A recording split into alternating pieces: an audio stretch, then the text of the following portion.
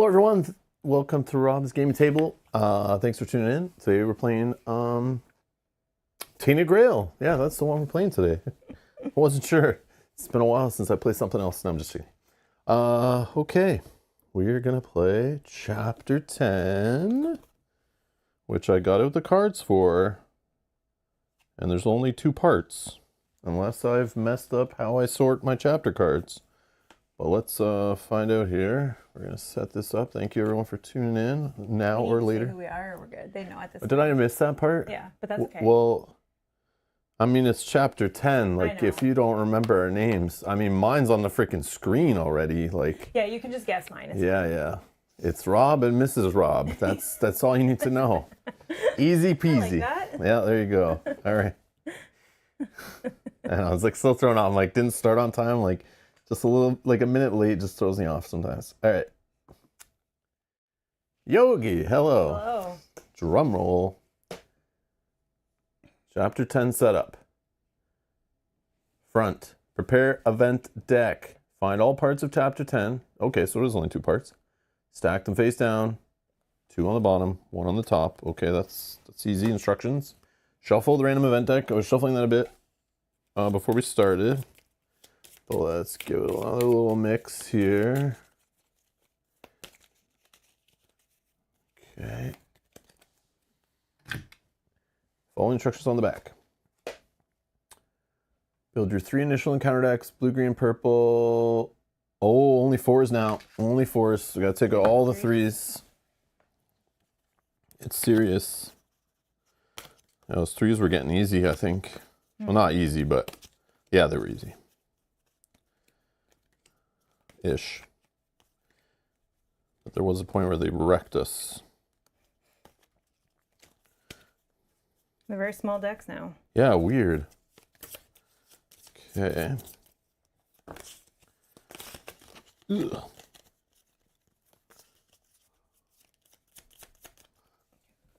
Threes for blue.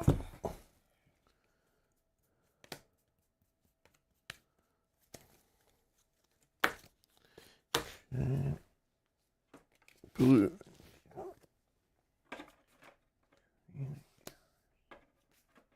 Oh yeah, is this the weird thing where like there might be some 4s in here that were added before that I gotta find? Yeah, maybe. Because now is the time where I don't look in what we've stored in the box, but maybe I'm supposed to.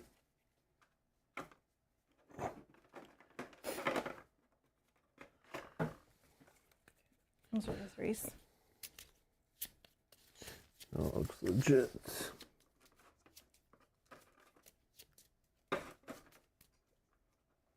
Those are purples.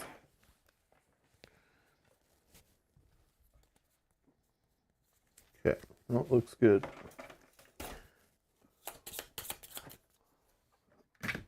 All right, counter deck's done. You're now ready to play Chapter 10 of the King's Ruin campaign, Book of Secrets, verse 1120.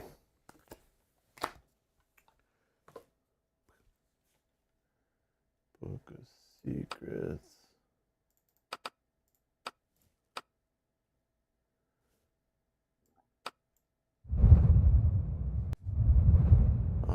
Psych Zombie says, Happy Saturday. Happy Saturday to you too. I'm currently in the middle of your Lands of Galzir video. Popped over to Hulk smash the like button. Hell yeah! Thank you so much. Thank you so much for watching 2 pieces of content in the same day, technically. Thank you. Thank you for your extra support. Not like Yogi, who's probably only here watching this one stream, didn't go to any other streams to click the like button. But that's Yogi sometimes, you know? I'm just kidding. Just kidding. I think Yogi clicks all of them. I'm just kidding. That's why it's funny. Yogi's very kind, very nice. He's the only person I saw in the chat that I could think of off the top of my head to like basically say Psych Zombie came in here and set the bar a little high, basically is what just happened. Just walked in and said, hey, I support the channel better than all of you here. Boom. No, I'm just kidding. Thank you so much. Okay. I think we're good to listen. The Kingseekers keep coming out of the mists, already too many for you to count. Yet the weirdness keeps spewing even more of them. Some look barely weeks old, regular humans with a brand like yours. Others are ancient, monstrosities warped beyond recognition who spend decades or even centuries in the mists looking for the way east, kept alive only by their burning brand. Your four-dweller friend pushes the vessel close, but they do not seem interested in it. Instead, all eyes are turned on you, all hands extended in your direction. Okay, we have secret card 9 because of choices.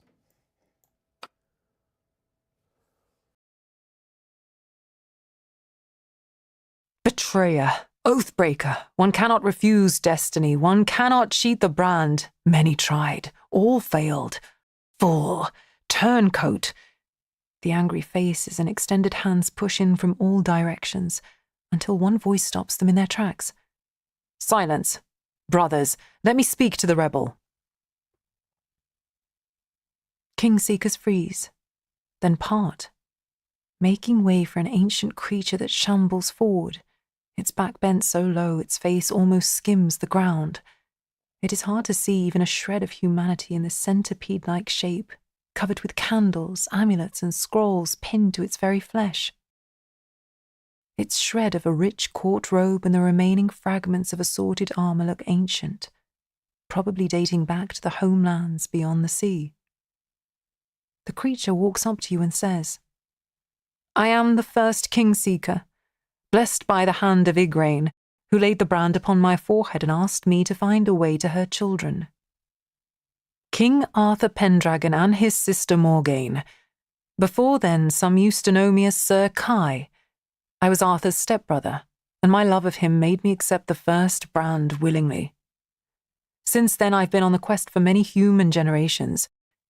Yet it is you now who is the closest to completing it. Why rebel now? Why throw away a gift all of us wish to have had? It is not too late. Leave your rebellious path. Let us find the one true king together. They're still getting us to try to go back to secret card 6. They never stop, man. Accept your destiny, though your first instinct was to rebel against your fate. For literally 20-something episodes, you now see only the one true king could help the realm. You'll see the quest through, or refuse and tell them to let you through.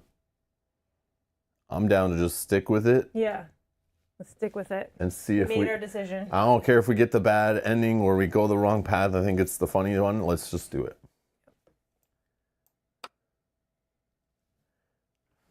Okay. Enraged by your answer, Kingseekers attack. You barely break out of their swarm and flee. The shambling horde at your back, you run toward the center of the King's Pass. Short of breath, with blood pounding furiously in your temples, you try to gather your thoughts. Of all places that you've seen traveling through the realm, which would be the best to lose this horrific pursuit? You're afraid a wrong choice could cost you much. Yeah, Yogi says they're trying to sell you a timeshare. Yeah. All right, here's card. Your hard money. It's like they never stop. Leave us alone. Solving a riddle. Oh, God damn it. Okay. Okay, 20. Wait, we've seen this before, Yeah, right? we've seen this before. Whenever you visit an exploration journal verse, if the first word of the verse is not correct, immediately stop reading and book a Secrets verse 701 instead. Okay. We got these last time, so I think we can do this. We'll feel see. awake, I don't know so... if I'm up for this morning. All right, new rule. As long as the secret is revealed, exploration rules change. If you visit any verse, resolve the text on secret card 21st before reading the verse. As instructed by the card, if the first word of the verse is correct, keep reading it. If it's not, immediately stop reading and instead resolve the verse listed on the secret card. Okay, so of all places, this was read already, but it like jumped past all the other stuff. Of all places that you've seen traveling through the realm, so this is a test on all the stuff we've done up until this point, basically. Okay. Which I don't remember even what game we're playing today, so it's like, here we go. Okay. Which would be the best to lose this horrific pursuit? So if we were trying to get away from all these crazies that took the brand and want us to join them or whatever, Okay. where would we go? You're afraid a wrong choice could could cost you much. So it's like we only have so many chances to fail, probably. Oh my Oh God. my God. Wow. Okay. So some of these places I don't remember, maybe at all. Yeah. Some of them stand out to me as possibly. The slave path is one that I would pick. Okay. I would pick the, what was it? The Vale, the Grove Vale, but I can't see what the. Candle Grove Vale? Grove Vale, yeah. I feel like that What was was a good there? place. I don't know, but. What was the foggy place? There's like a foggy place where like you could get lost. Oh man, I wish I could remember. Was it like the Black Circle? You know what? I'm getting the locations out. Let's do some cheating memory stuff. Yeah, Go where you can get lost. exactly. That's what I'm I was saying. thinking go where like the people No, will no. help us. What was that one that like there was a guy that like wandered off and like you could go chase him down and then we found him and told him to go to the bee thing? Was that the rocks? I don't know what that was. I'm gonna just try to refresh my memory here. See if I can find. There's the Candle Grove Vale. Yeah, this might be it. This might be the one that I'm thinking of. Okay, because this sounded to Each me like, crude wooden totem is a reminder of a traveler who never came back from a journey to another part of Avalon. People light small candles. Maybe that's not it. Maybe it is, though. where did we have to find someone in every changing place? Where did you have to find someone in the ever-changing place? Where?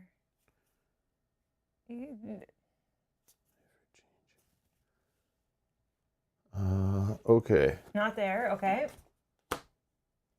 What about the Stone Tooth Knolls? That was more recent. Stone Teeth Knolls? Or Stone Teeth, sorry. I don't know. That's a problem. When we leave an area, I'm like, okay, we're kind of done with that area. I'm never going back. Don't care. But yeah, interesting. Don't give us the answer, Yogi. Don't give us the answer. Stone Teeth Knolls. Grassy knolls standing north of the trail bear regular crowns of sharp stone teeth. I don't remember exactly. Okay. I remember searching the like ruined stuff there. I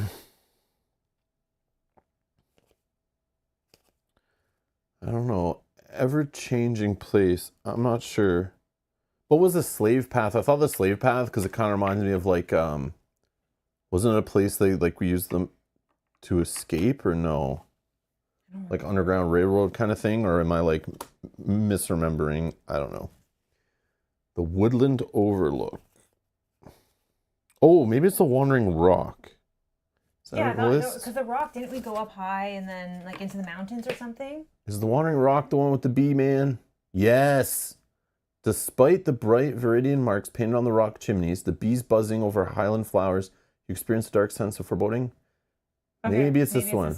There's one where we kept going and it's like you can go get lost in the maze and but it'll waste your time. I think that's the one. This one. It is this one for sure. Yes, because we did the bees twice. Yeah, accident, exactly. 'cause we Yeah. I'm voting that one. So Yeah. Wandering Rocks right now.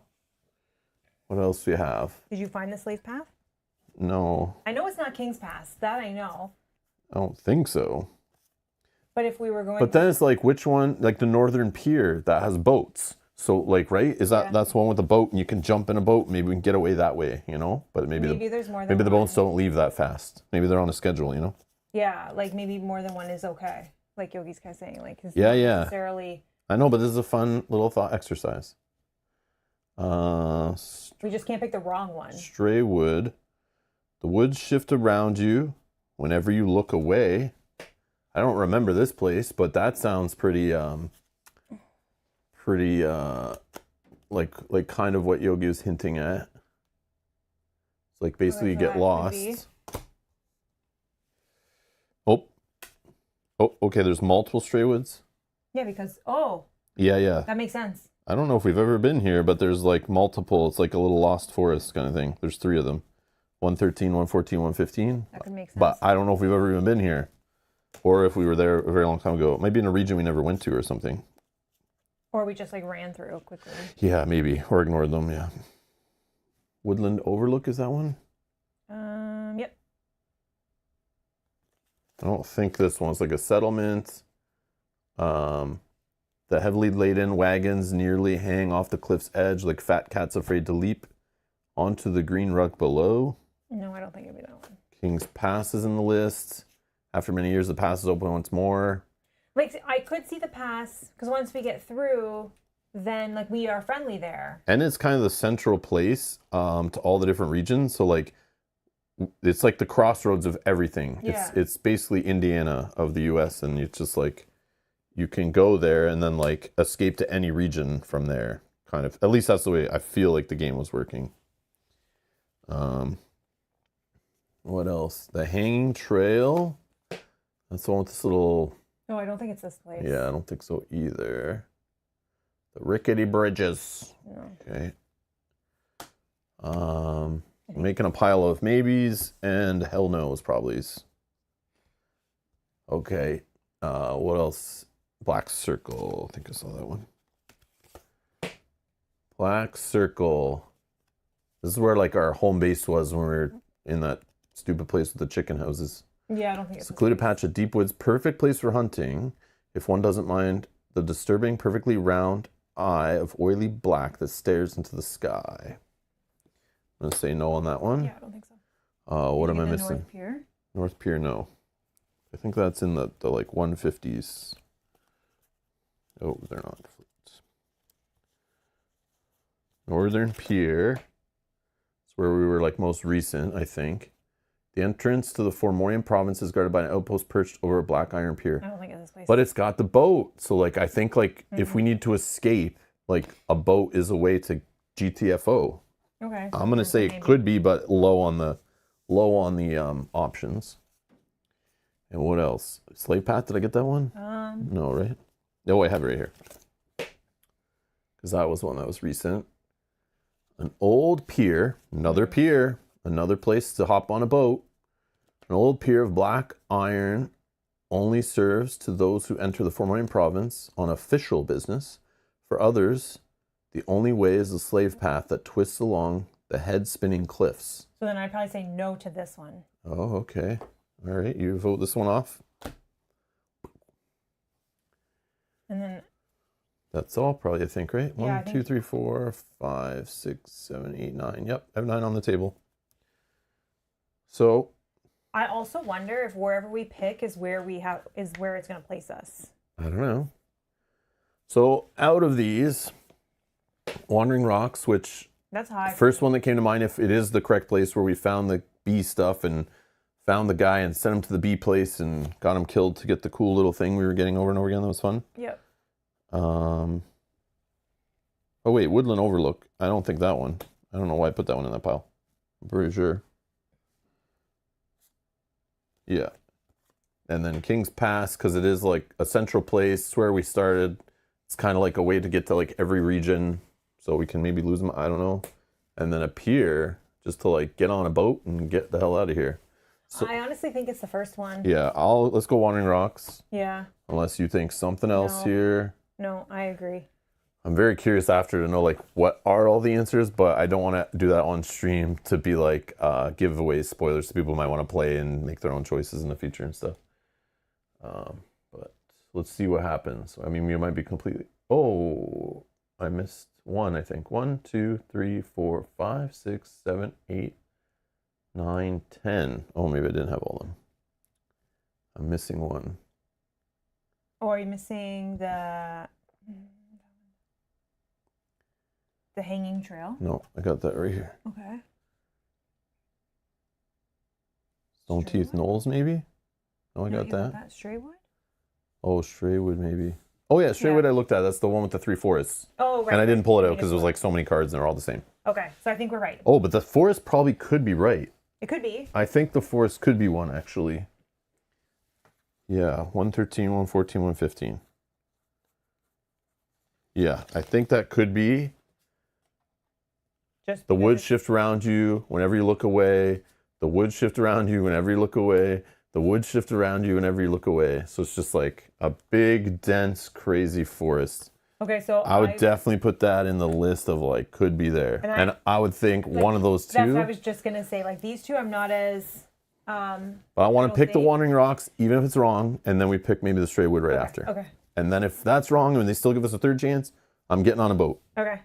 And hopefully the boat leaves. So we're going. Hopefully my tickets, if my boat pass is still valid. Wandering Rock. That is our choice. Wandering Rock. Here we go. If it doesn't say correct, you have to stop reading right away. Okay. We're all going to see. So you guys just tell me to stop. Oh, correct. Right. Yes.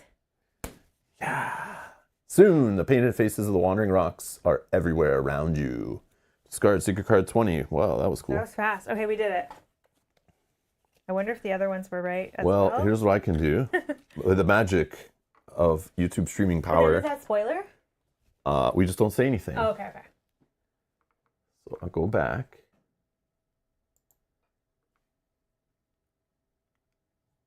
Try to keep your face as straight as possible. Mm-hmm. What was the other one? Stray Wood, you want to check? Yeah.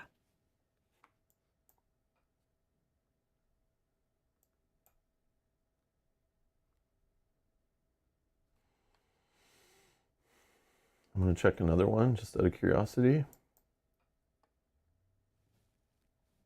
Okay. Okay. Sweet. All right. You'll just keep the cards on the table. There's more than one choice. So we might have to keep Stop. Oh, yeah, keep like the card. Leave it all out. Play the story. Oh, okay. Okay. Hold on. Yeah, I think it's all of them still. Okay, I'll just keep them right here. The rest of them are off to the side for now.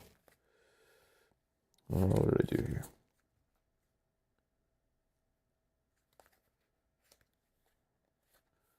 No idea what I've done, but all the locations are messed up. All right, whatever. It's okay.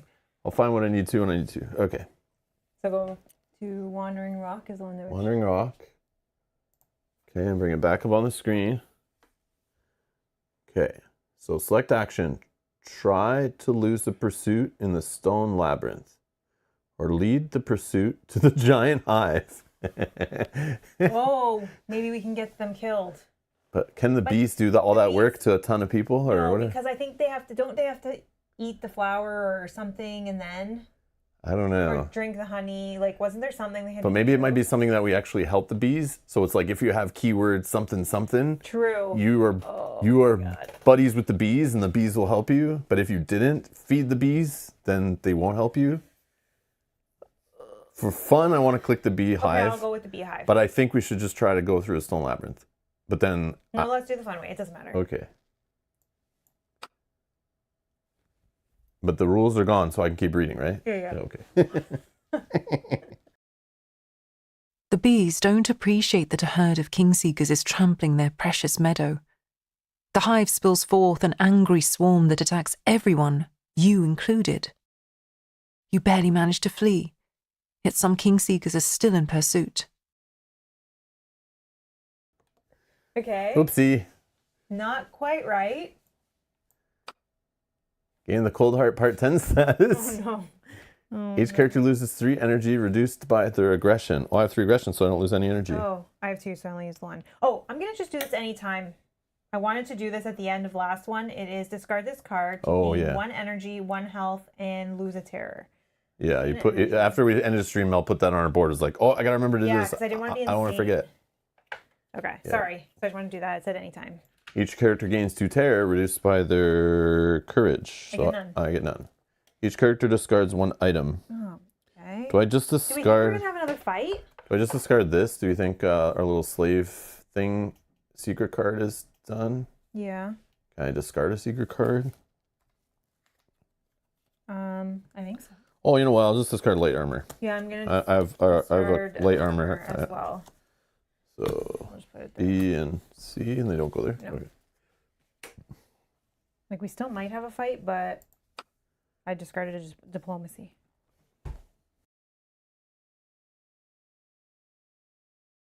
The shambling horde at your back. You run toward the centre of the King's Pass. Short of breath, with blood pounding furiously in your temples, you try to gather your thoughts. Of all places that you've seen travelling through the realm, which would be the best to lose this horrific pursuit?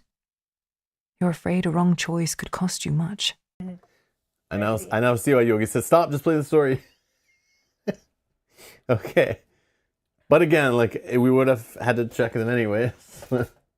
Okay. So it said basically we went there. It was correct.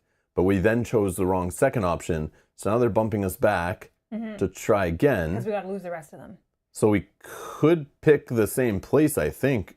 Oh, no, but it gave us a keyword. But it never asked us about that keyword going there. No. I don't know what to say. You want to try a different place or the same place? And then just pick maybe the right option. Maybe that's the wrong option too. I don't know.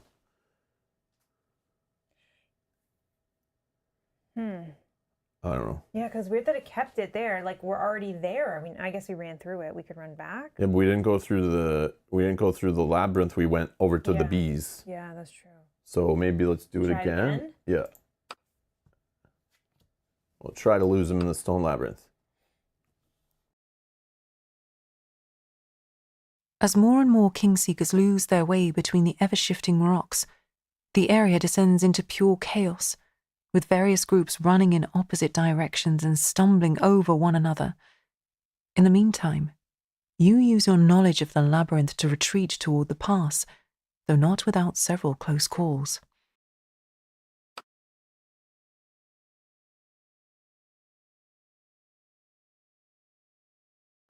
Oh, I got no play button. You're tired after the chase, but the road back seems clear. Each character loses 4 energy. So reduced by their aggression. Oh. So I only lose 2. So I only lose 1. I think it was a 4.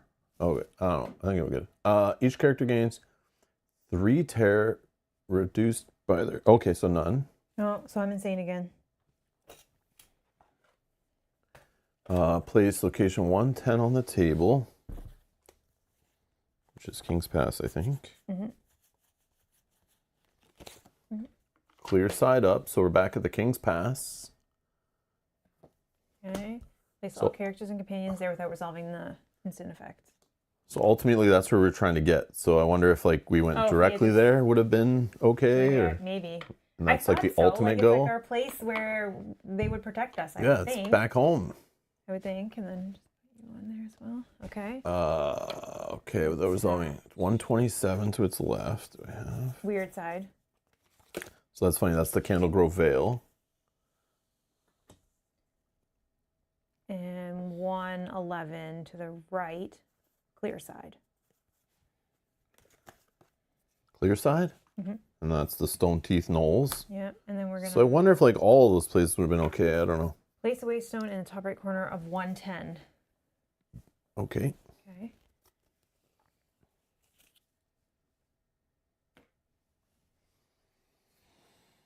Proceed. Not a sign of these creatures. A voice sounds in your head once you approach the pass. We should move while the trails are clear. You look toward the walls of Tuathan looming in the distance, then to the lands of Western Avalon shrouded by the mist below the pass. A strange feeling of longing creeps over you, as if a part of you realized that you may never come back once you enter the twisted vistas beyond the wall. I understand. The voice in your head says, a long and dangerous path lies before us, one that you may never return from. If you need more time to prepare, do anything you think necessary. I will be waiting on the same knoll we used once to venture into Tuathan.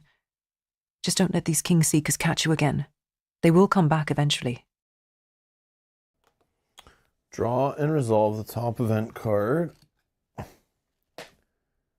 That's, no, the event card. I'm so sorry. Nope, that's okay. I'll just shuffle that in. I thought a random event. No, that's okay. But we haven't built a deck yet, so it's like, yeah, my bad. Okay. Event card is Chapter 10, Part 1. Which is our quest to the cradle. Place this card in your active events area. With all 3 essences collected in the vessel, your gift to the cradle is complete. But to deliver it, you must cross Tuathan, a feat only kings of ruin have managed so far. Who knows where this road will lead you? If you have any matters to settle before you depart Western Avalon, now is the time. Quest. Meet with your four-dweller ally in Stone Teeth Knolls and begin your final journey. Optional task. Before you go, finish any personal stories or tasks you wish to see concluded. Which we already did our personals. Did I get mine done and get my card and all that stuff? Yeah. Oh, okay. I couldn't remember, like, I think we were, like, forced to before we left the region, right? Yeah. Well, not forced, yeah, I guess. Kind of. Okay. Okay, so we have to meet the four-dweller ally in Stone Tooth Knolls. Stone Teeth Knolls, which is just to the right of us. Okay. Okay, that seems cool.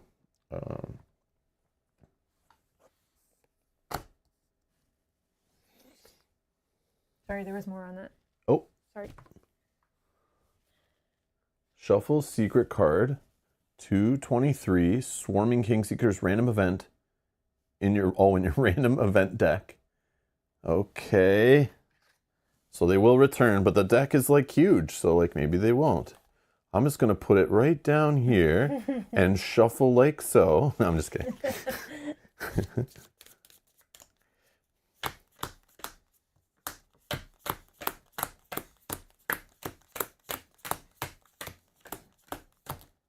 Ooh.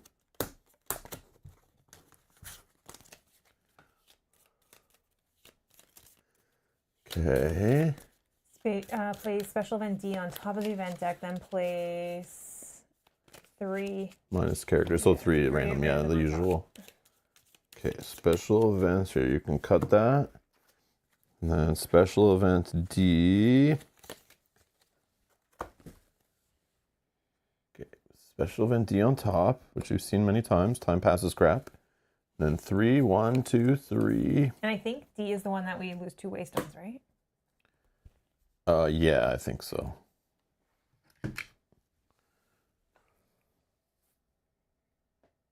Important. Fulfilling your current quest takes you past the point of no return. If you have anything you wish to do before that, such as completing personal stories or pursuing any side leads. Which I don't think we have any side leads. Like, we don't have anything that we would know to go do. I don't remember. Like, is there any, like, obviously. Did it tell me to shuffle this away? Maybe, I don't know. We might have missed it. I don't know. Because now we're not into that correct thing anymore. I don't see. I think we're good to continue. Yeah. Like, obviously your character's quest, if you're like, oh, I didn't get that done, then like go do that, and that would be fine. That makes sense to get like a better ending or something, but I'm sure there's other cool stuff you can do, or just people who just like to complete everything. It's like, I remember in like, reminds me kind of Earthborn Rangers. Oh yeah. Where it was like, yeah, all the side quests and like the main quests, and like gives you an opportunity to do more side quests if you want. That's as much as I'll say. Okay, I think I want to do this rest and recover on this. Oh yeah, absolutely. Yeah, I'm almost insane. 1 and 1? Sure. Okay, and then I just need 1 health. You take 2 health? Well, we got to pay 2 food or 2 wealth. I got 2 wealth. Okay. Sorry. And gain 3 health and lose 3 terror. So I just need 1 health. You take 2. And then I need...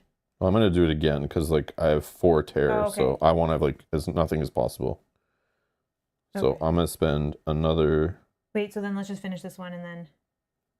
So I have to spend another energy. Do you have more energy? Yeah, but we didn't finish the terror on this one. Who's taking the 3 terror loss? Did you already do it? No. Okay, so you just take 3 terror, lose 3 terror. Okay, now we do it again. So I will spend 1 energy, you spend 1. Sure. I'll spend 2 wealth. Okay. I don't need any health, so you take that. And then I need, can I take the 3? Sure. Okay, 1, 2, 3. Yeah, we might have to end our day if we don't have energy. Like I have a horse that can move. I don't know if like running out of events is like, we need to like race right now. I don't know, but yeah, that's a problem. We like ran out of energy basically because we picked the wrong option on the bees. Right now we could have moved no problem and still interacted and stuff, but I'm gonna spend the horse and move. I could go exhausted and move. Do you think it's worth it? I don't know what to tell you. I'm not sure. Eat to gain another one. Yeah, true. Oh yeah, true. Yeah, I will go exhausted to move with you.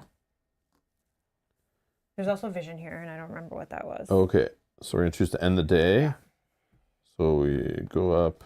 I will eat. I will eat to lose a terror. Yeah, same. Gain energy. Gain energy, yep. Can I advance your character? Actually, I'd be at 5 energy or you'd be at 5. It didn't matter, right? Okay. Sorry, what's happening? Advance your character, no. Unless you want to put a card in, but I don't think. Yeah, I'm gonna do cards. Okay. Quickly. I don't have to put it in necessarily. Where are they? That's the question. Just gonna check combat cards quickly. I draw what, 3? Yep. Choose one.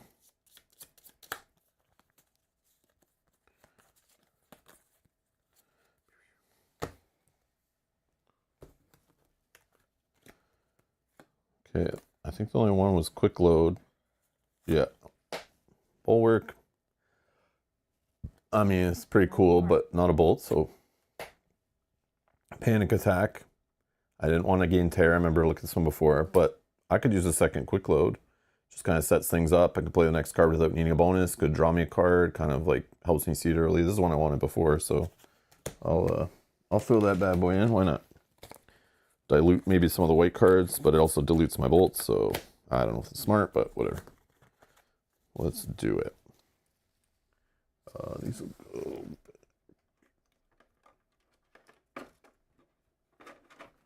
Okay. Okay, then there is a vision on 111.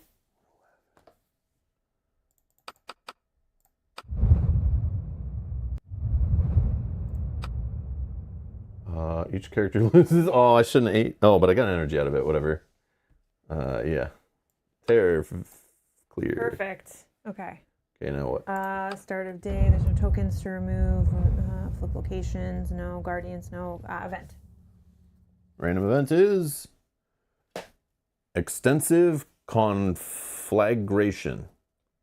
Each character with 3 or more spirit, not me, gains a tear. During recovery, characters in a location without a settlement gain no health and lose no terror. Oh, so you can only recover in a settlement. For today, okay. For today, okay. Hopefully we'll be okay. Now what? Oh, I'm so sorry. We should have, when we moved here, placed 150. Oh, 150.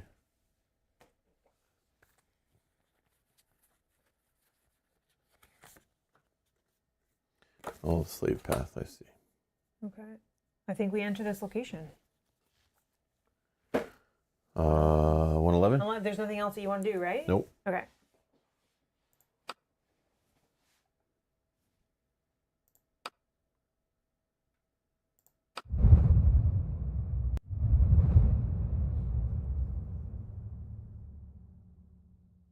Each of the grassy knolls that rise north of the trail seems to have a unique pattern of sharp stone teeth growing around its top like a crown.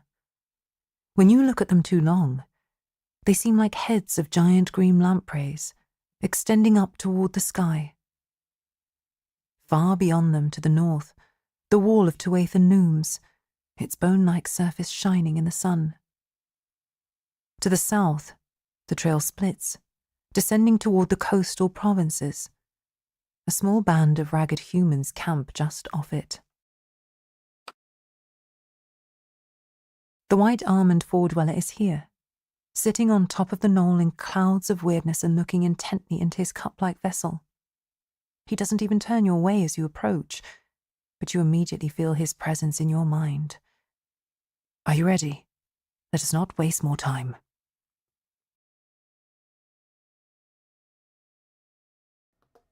All right. Travel to Tuatha requires all characters. The final leg of your journey begins now. Or leave. The four-dweller nods his head and urges you to hurry. This is kind of exciting. We're traveling. Yep. If you have secret card 304, Kendrick the Ghostly Scholar. Oh, I just put it away. Should I have? I shouldn't have. It never told us to put it away. So I'm going to say yes because... Yeah, we never had the candle golem. It was off to the side. Yeah, it's fine. Okay, so yes. It's basically like, did you get 308 or 304 based on what was happening in our story or something? 304. Okay, let's try that. As you prepare to march off toward the distant wall of Tuatha, Kendrick approaches you and says, I hope you won't get the wrong impression, but lately this little trek has become weirder and weirder. Meeting one king of ruin I could probably understand, but 3? Dealing with a 4-dweller? Getting chased by a shambling horde of mad king-seekers? I don't know. As much as I love to learn new things, this is not research. It's some sort of an adventure, and I wouldn't want other serious scholars to see me adventuring. I am trying to say it is a good moment to part ways. I won't say don't cry, because sometimes a great loss deserves a tear.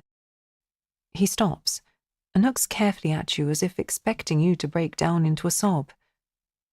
Anyway, he continues after a while, you've proven to be quite resourceful. I'm sure you can finish your journey just fine without me. As for me, it is time for me to settle down and gather all my notes. Lake Town is lovely this time of year. He pauses, as if surprised by his own words. Wait, I've been near Lake Town with you not so long ago. It is a ruin, isn't it? Destroyed generations ago. What is happening to me? My memories are tangles of things that happened yesterday with events from many ages ago. Is it the weirdness?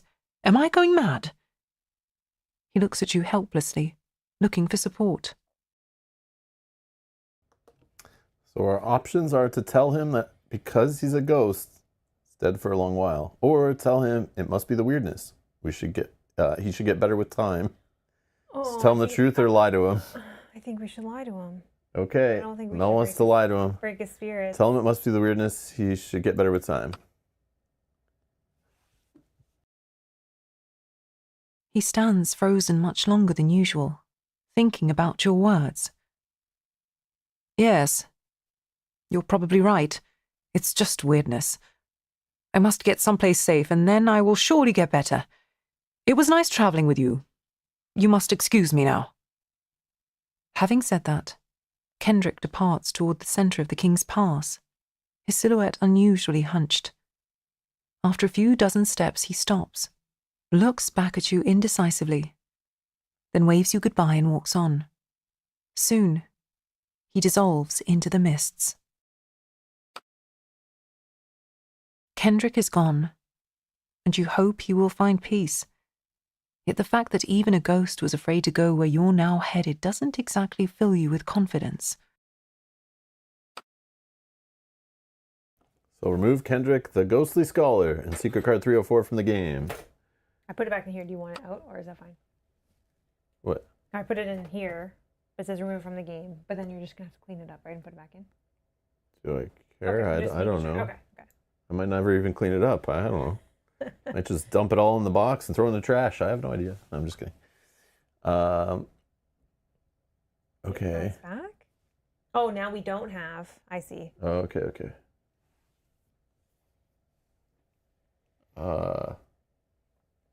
Yeah, I guess we just read on now? Yep. Once again, the ancient spider-like creature takes you to the other side of the wall, and once again, you marvel at the structure made of solidified weirdness that stretches in all directions without the concept of streets or districts. Keep your thoughts on a leash. The Four-Dweller's voice echoes in your head. The weirdness of Tuathan is very pliable. It can be shaped by your emotions, memories, and even buried desires that you do not fully realize yourself.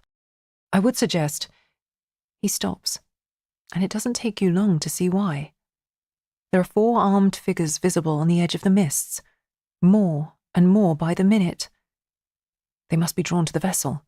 They must not know where we're going. I will try to lose them. In this city, I move faster on my own. Carry on, and I will catch up when I can. Then he disappears. Once again, you are separated from your ally, but this time, in a place you do not understand. Mustering your courage, you make a first step forward.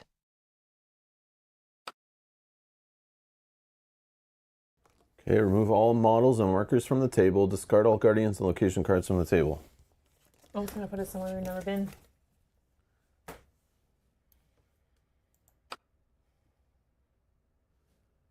If you have at least 3 parts of the cold heart status... We only have 2. Oh, wow, okay. If you have at least 2 parts of the Songs of Avalon status... We have 2. Okay. You halt abruptly as your ears pick up a song. It is wordless, but eerily enchanting. You know you are supposed to move on, but you stand there, enthralled by its beauty. The music makes you forget about how careful you must be. You stand there and listen greedily, only to realize that you cannot get enough of it. You want to hear it louder. You wish to be close to its source. Okay, so our practicality total, I have the highest, so it's 3. Our spirituality, the highest we have amongst us is 2. So, yes, our practicality is higher than our spirituality. Yeah. You continue your trek through weird, twisted vistas of Tuathan. If you have at least 3 parts of the suppression status. We have 0. If you have at least 4 parts of the risk taker status. We have 3. Otherwise. You travel onward, until finally your four-dweller friend catches up with you. You did well, he says. I was afraid something worse could happen to you in the weirdness. Now let's move on. Only a third of the way is left, but we will now traverse the heart of the weirdness. Indeed. The deeper you go into the city, the less sense its structures appear to have. The weird stone roads supported by irregular latticed arches emerge from the mists, leading in all possible directions, some above and some under you. After a while you notice other travellers on the roads, including a pair of hunched king-seekers. You try to hail them, but your friend tells you, "Don't bother, they can't hear you. They're just phantoms from the past or from the future. Weirdness warps even the time itself." Not long after, you notice Claudine, still a human knight leading his crestfallen troops roughly in the same direction as you. Then on a road far below you, you spot Venida, a normal-sized queen who weaves her magic to protect her small group of tired acolytes and servants. Finally, there's Nonus, a regular deep one at the head of the Fomorian raiding party, riding sea beasts into the ocean of weirdness. All emerge from the fog only for a moment before they disappear. You wonder whether you will also become a phantom, visible to those who decide to retrace your journey in 100 or 200 years. Then you spot someone even stranger on one of the parallel roads, a colossus of steel in a crowned helmet heading in the opposite direction. He's neither human nor a four-dweller, his body augmented with weirdness, but in a much more planned way than your chaotic weird form was. His sword has a spiky hilt, and you can't wrap your head around why someone would use a weapon that wounds them whenever it is unsheathed. You shrug your arms. Nothing can surprise you here anymore. But then you notice your four-dweller friend stands paralyzed, looking at the strange behemoth. It is your turn to get him moving, and as you do, you see he seems troubled now, though he doesn't want to tell you what or who you've just seen. If you have at least 8 parts of the weird glass reveal status. No, we have 4. If you have at least 4 parts of the insolent status. Nope, we have 1. If you have at least 3 parts of the negotiator status. Negotiator. We have 4.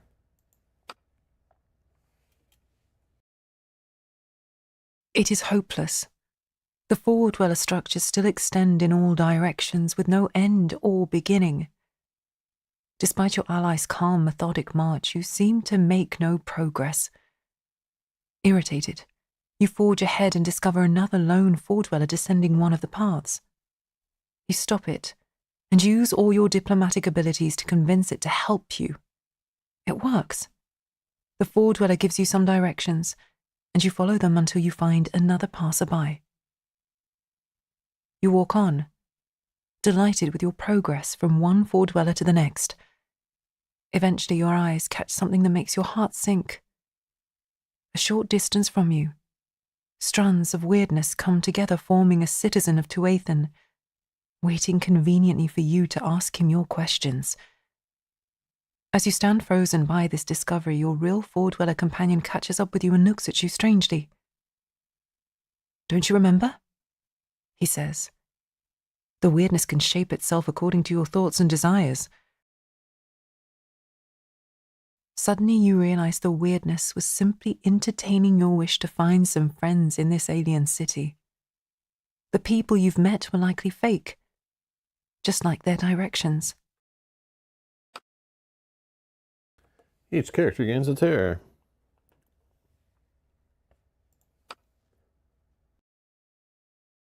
Finally, the weird space around you begins to narrow, the city converging upon itself until you feel like you're entering a narrow weird stone funnel. Eventually, the funnel becomes a long corridor. Then, at the end of the corridor, there is light. You step out of the structure and for the first time feel that the stifling air of Tuathan is gone. A cool breeze caresses your face, and even though weirdness is still here, the wind and the echo of your steps indicate you came to some vast space. In the distance, an ominous red glow lights up the clouds of weirdness. Then you look down and realize you are no longer treading on weird stone, but on some ancient-looking slabs of worn stone, red dust deposited in their tracks. As you move further, 2 rows of tall pillars emerge from the mists on both sides of the road. Before long, something also appears right in its middle, a giant oblong shape lying at a crooked angle. You cautiously draw near and realize it is a waystone, lying among broken ruins of a 4-axle wagon. Only a skeleton remains of a horse who used to pull this load. Other smaller skeletons lie scattered around it, covered in black, tattered rags. You have no time to inspect it now. Seeing a waystone after the long horrors of weirdness makes your heart pound like a hammer. You come close and put a hand on its surface. You've never been happier to see this strange collection of rocks, stone hands, and ossified sinew. This waystone looks old, older than any you've seen before, but there is still life in it. Select action. We could activate this waystone, pay 1 magic per character and 1 wealth or 1 food per character. You may use the secret ritual consumable item or pay the blood price. Well, do you have any magic? Yeah, I have 1, 2. 2? Okay, I have none. I'll pay the So 2 magic. No. Oh, I can pay the wealth. Yeah. Okay. I'll pay 2 wealth. We activate the waystone. The weirdness flees from the blazing waystone like maggots from an open flame. Soon the sky above you clears up just like the way before you. You now see 2 rows of ancient stone pillars that flank the road you stand on, leading right up to the edge of a disturbingly red pool. Behind and around you, the weird stone walls of Tuathan rise up. You stretch your neck and realize you're at the bottom of a weird stone chimney, entirely surrounded by the wall some 10 or 12 miles across. The ground in this strange enclosed realm is reddish, covered by dead white trees and ash. Strange creatures shamble around, all random assortments of rocks, sticks, and dead matter held together by stone hands. "We are here," your friend says. "This is the Forbidden Land." Congratulations, you've traversed Tuathan and reached your goal. Each character gains 2 XP. Important, this is the last XP bonus of the campaign. Okay. Whoopsie. Oh, I have 6 now. You should use your leftover experience before tackling the game's final challenges. Okay. Well, the only thing I could do is get another card, I think, because 3 XP is not enough to do anything. So I'm just going to go for the card again and see what's up. I don't even know. Can I do anything with 6? Yeah. Can I get a 2? Oh, 2 plus 1 for every point. So if I wanted to give myself another aggression, it would cost it would you cost 6. Okay, perfect. I'll do that. Okay. Is that what'll help you connect to my cards better? So, well, and your own cards better? Or do you have cards that work with it, or something that reason why you need 3 there instead of practicality? I don't know. I'm just saying check before you, because it might make the difference of you getting an extra damage off or a card draw or bonus connection or something. Like, feel free to look through your deck and see if it lines up and like which ones. I don't know. Okay. Yeah, maybe it is practicality. 3 cards. I'm just saying, I have both are the same for you, so. Oh yeah, practicality instead. Charge, no thanks. Shield bash. I mean, if I took this one, you'd need aggression. I'm just. Okay, I changed it to practicality. If Gerdwin was the last active character, she may flip one shield she's using to ignore an enemy attack. Hunting bolt. If you're fighting a green encounter, gain a damage. I don't know. It is a bolt. Doesn't have great connections. I know, it's not the craziest thing ever. Pretty weak sauce. But I guess I take that one. I don't know. I only had one that I didn't get to see. Oh, bulwark, yeah, whatever. I don't know. Whatever. I don't know if I put it in though.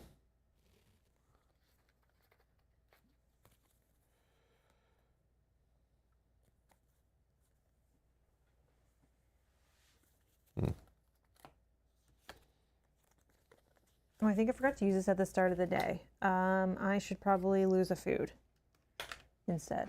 At the start of the day, lose 1 energy or 1 food. I'll lose a food. I forgot.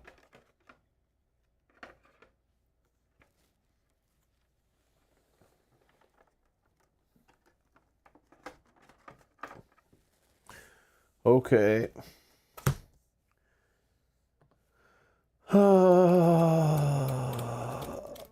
Place location 165 on the table. Oh, we're new territory. We're in the 160s now. 165. Clear side up. Oh, wow. The Path of Giants. Oh, that looks amazing. Rolled older than humans, or even the Four Dweller Empire, leads toward the Crimson Pool. Okay. Place all characters without resolving. Place a waste on the lower left corner of it. Then we need 166.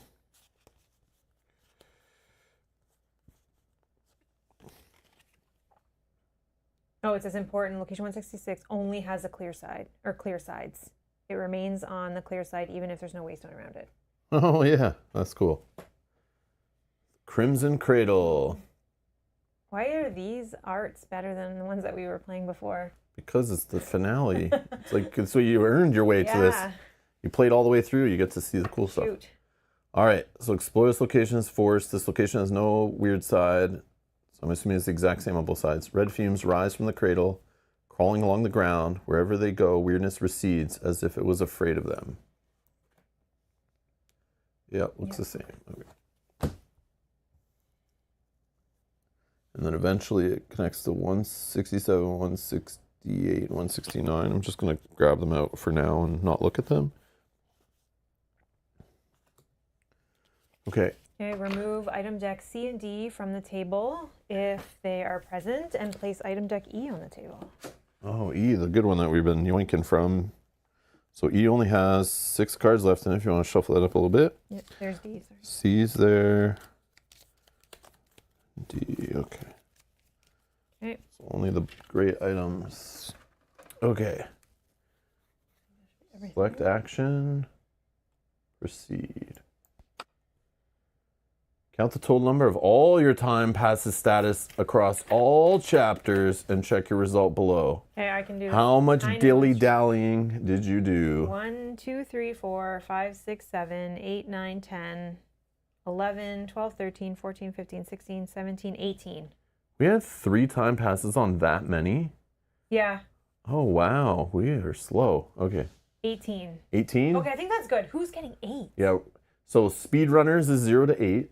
We're in the normal people. And then 23 is the type of person who at the end there when it goes, is there anything you want to do before you do the finale? And they go, yeah, I want to get all the like 8 pluses of the negotiator status and 7 or more of the risk taker status. And they just go and like try to do everything. No, I don't know if you can at that point, but so we're 9 to 22? Yep.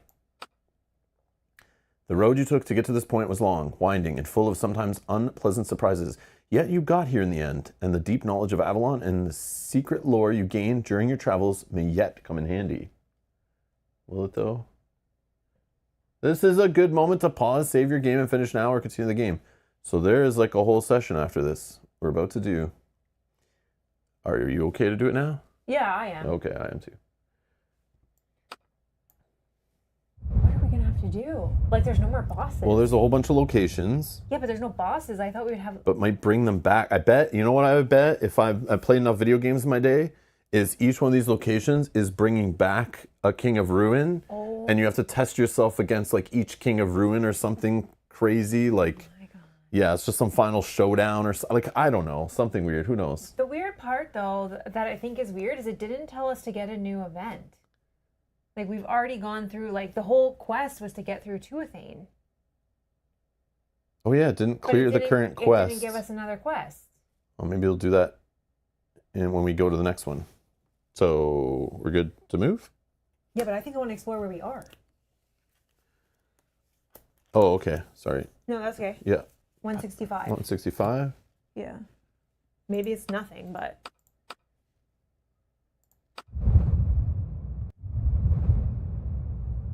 And is this still in play? Yeah. So if we... technically it hasn't gotten rid of it yet. Yeah, okay. Crooked white stones flank an enormously wide road that leads to the centre of the basin, right up to a silent red pool you can see well ahead. Behind you, the weird stone wall of Tuathan rises upon the shattered remains of the stones, clearly indicating the place was here long before the city of the Four Dwellers. Shuffling along the time-worn floor, eroded by millennia of rains and weirdness, you have an uneasy feeling that you're treading on some ancient, hallowed ground, older than humans, Fomorians, or the Four Dwellers themselves. You have no idea when or why was this road constructed, but it seems at least some humans travelled it in the last 4 centuries. Far in front, there are abandoned remains of a long 4-axis cart, still bearing the weight of a small waystone, and surrounded by human skeletons in dark robes. Well, we have the blue color filter, so let's check that. 1 energy to inspect the pillars. Sure, I'll spend energy.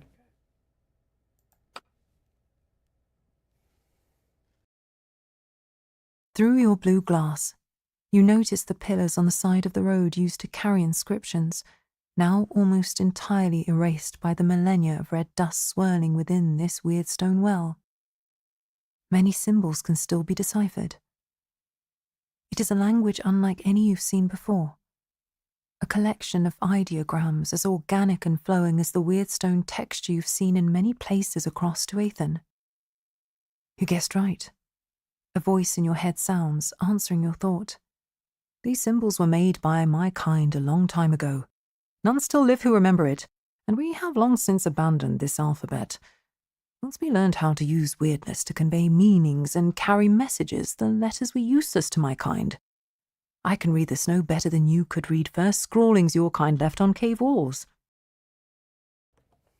So select action. 2 energy to attempt to decipher the inscriptions, only if you don't have the Twist of Fate part, which is 4 status. We don't. We can do that. Sure. Spend 1, I'll spend 1. No, I'll spend 2. Okay.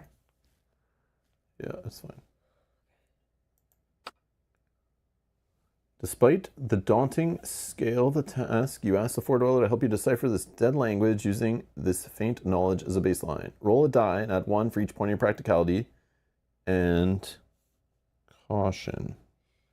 So it would be 6, because I have 3 and 3, which is the highest, right? yeah. So it would be 6. I'm just wondering if we need to use this or if we do roll. So then we would need 3 plus. Do we want to use this? Do we think we're going to have another die placement? I don't know. But it's like, I don't know, we're in the Okay, finale, like, you also have this after you roll. Oh, yeah, I have this. You could add or subtract once per day. 2, So 3, yeah. 4, 5, 6, 7, 8, 9, 10. A breakthrough. Dozens of ideograms are suddenly entirely clear to you. Place 2 yellow little tokens on this location. If there are 3 or more on the location, nope. Otherwise. Oh. So there's the other way to add more.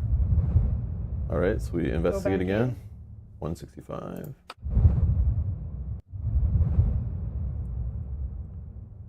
So, I would like to search the bodies and wagons, but do we go back into the blue color filter? Or do we have to?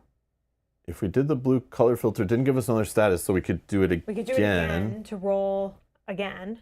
Set camp and rest.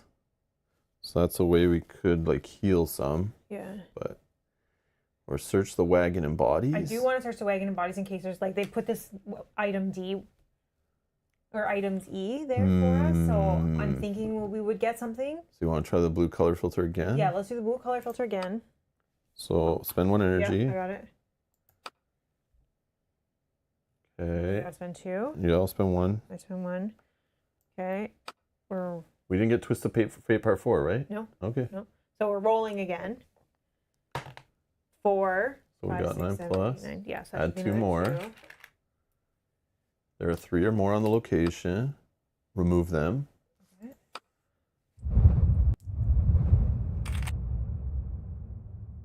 The pillars around the road do not hold the full story, but you gather enough to learn some disturbing facts. Apart from the world of humans and the weirdness where the Four Dwellers thrive, there is a third plane of existence, far beyond, difficult for both humans and the Four Dwellers to grasp. In there, a creature was born, a god of trickery and deceit whose schemes brought about an undescribed disaster. He could not be killed. So, as a punishment, the creatures that live in this plane took away his ability to communicate, so that he never ensnares anyone. Then they cast him down to the lower plane of existence, to the weirdness-covered lands of Avalon. The place of his imprisonment became the forbidden land you now tread upon. The centuries of winds erased the warnings, but enough of the ancient knowledge survived to make the Four Dwellers reluctant to ever deal with the cradle. But then you realize that another race has appeared on Avalon. Humans who knew nothing about it and began to trade with the cradle. Shocked, you ask your Four Dweller friend whether he knew about all of it. Yes, he says after a moment of thought. And trust me, I spent many years thinking through my plan. The cradle is not the only tool I can use to achieve my goal, and that is why I must try, whatever the risk. You nod and look toward the calm red surface of the pool. Even though it can't speak, you now realize that every gift it ever gave to anyone had to be a part of its new scheme. Did you throw a wrench in these machinations by defeating the Kings of Ruin? Or is it the opposite? Were the Kings of Ruin only a step of the plan meant to take you to this place at this moment?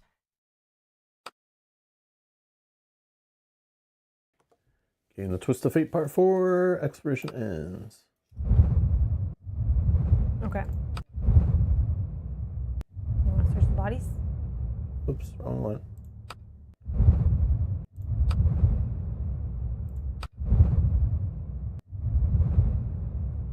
Sure. Yeah, I'll spend 1. Okay. Search the wagon and the bodies. Averting your eyes from the blazing glory of the freshly activated waystone, you turn to the remains of people who escorted it. The symbols and robes indicated these were priests of Turnobog, led by several knights in full steel plate. Armor like this was never manufactured on Avalon, and it's hardly ever seen today. This group had to come here no later than in the 1st century after human landings on the island. The signs of massive injuries on skeletons indicate that as this group was travelling away from the Crimson Cradle and toward western Avalon, they were probably attacked by one of the Cradle's creations, larger than any cradle beast you have seen so far. After looking through the bones, you come back to the cart and carefully inspect its remains. It was built for the specific purpose of carrying waystones. Its broad, flat bed is well worn, all its cracks and crevices packed with dust and small stone chips that match stones you've seen in the quarries of the King's Pass. Select action. Spend energy to gather the bones. Each party member gains a terror. You stuff your bag full with animal and human remains, or ask the Four Dweller about this expedition, or leave. What do we think the bones are used for? I don't know. But you'd have to gain a terror. I'm down. Okay, so I'll spend an energy. Okay. I'll gain a terror. Yep. Gain secret card 13 if you don't have it yet. Well, that would suck if we already had it. I feel like that's one that I asked about a bunch of times, but maybe not. Bag of Bones! Assorted remains of failed expedition on the Crimson Cradle. Okay, maybe not. You can hold it.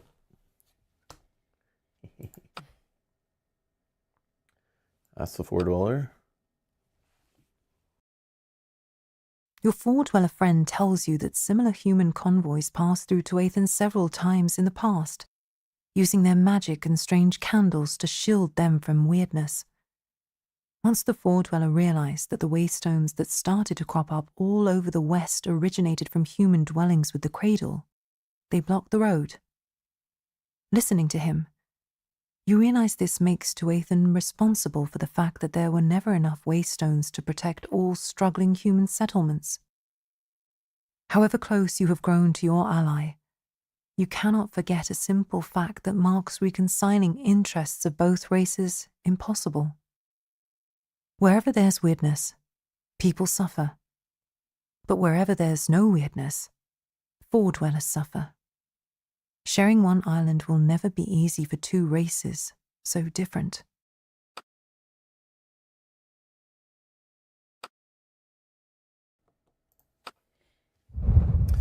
All right. Can we do the camp thing here or no? Do you think? I don't know if that will, I don't know what that will give us. Camp thing? Yeah, there was spend an energy, requires all characters. Yeah, it probably gives us some... It's I could use some... Sure. Yeah, if it does. Okay, one per party member. I'm paying one. Can you pay two? I'll pay two. Thank you. Set, camp, and rest. Small white creatures made of twigs and bones skitter around you. Your very breath seems to resonate in the vast emptiness of this weird stone well, and returns to you amplified tenfold. Resting here is unpleasant, but it's still the best place you've seen in a long while. That's it? So health, lose a terror. Not worth it. Well, it's only one energy and it's a bad place. Yeah, that was going to give us more. All right, I'm ending my day here. Okay, same. Rest. We can't eat, recover anything, so Yeah. I'm not going to do that. Okay. Okay, that. Oh yeah, vision we have there.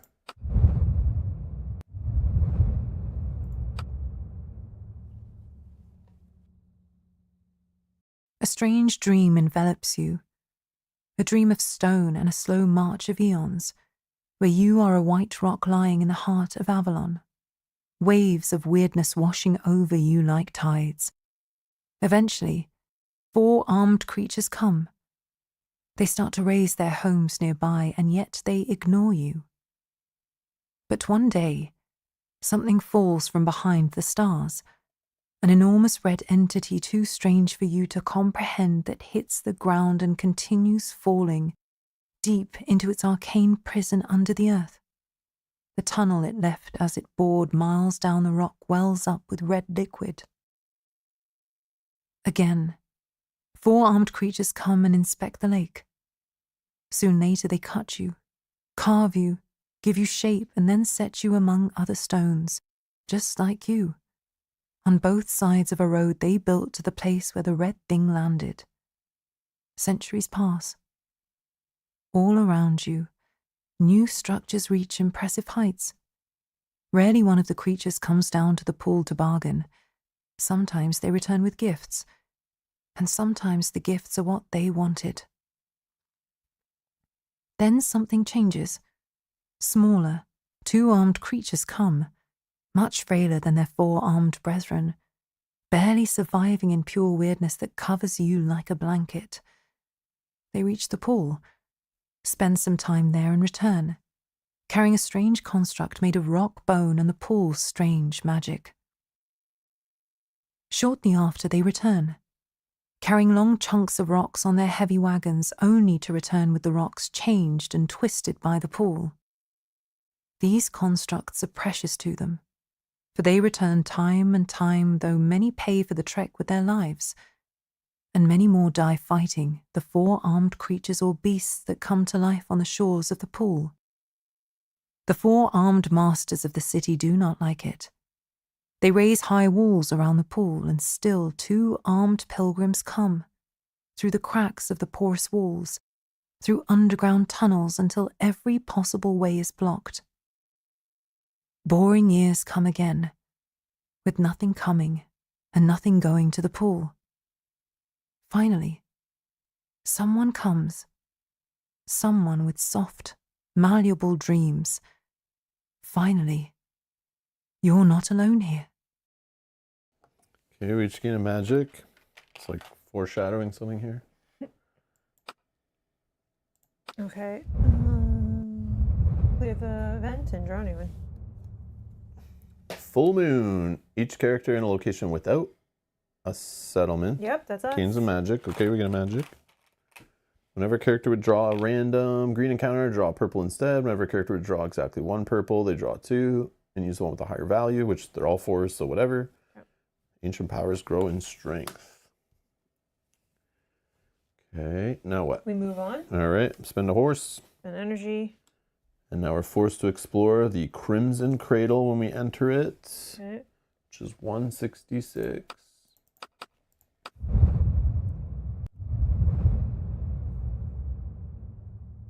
The place that haunted your dreams, the one you heard named in the slurred mumblings of the Kingseekers and in the stories of your four-dweller friend, finally lies before you.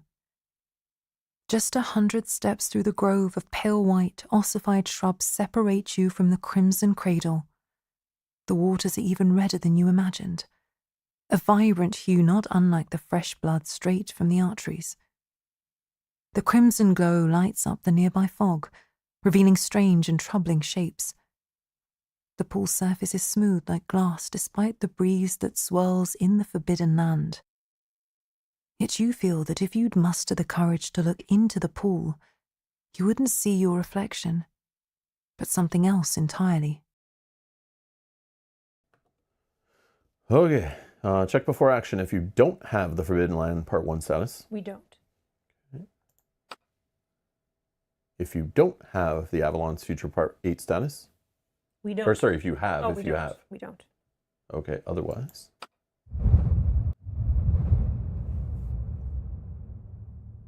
Finally, the cradle stretches wide in front of you, its surface impervious to torrents of wind that fill this strange land. You shiver as you realize the last 3 mortals to set foot here were the kings of ruin themselves. Knowing what happened to them, you wonder how your story ends. With your eyes fixed on the pool itself, it takes you a moment to notice 5 shadows that emerge from behind the pillars at the approach to the pool. They were waiting for you and your friend. 5 majestic four-dwellers, each in an unusual white armor similar to his. They hold horrific weapons in their hands, but the thing that looks the most foreboding is the sphere of pure black, flickering and unstable, that one holds carefully in hand. Your ally comes forward unfazed. They begin a long discussion that echoes in your mind. The 5 see the cradle as an ancient danger, a patient plotter that slowly brought humans to its side, and century by century works toward destroying the four-dwellers. That is why they brought a veracity, a hungry construct made in the depths of Tuathan that could consume the essence of 3 kings forever and weaken the cradle for good.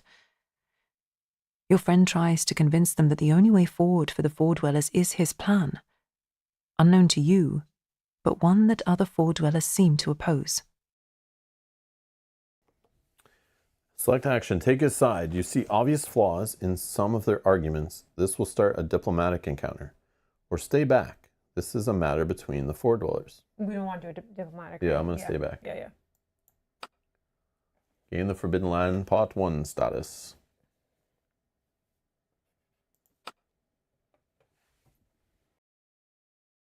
The discussion does not go well for your companion. 5 opponents begin to move toward him, their weapons drawn. But before they attack, it addresses the cradle directly.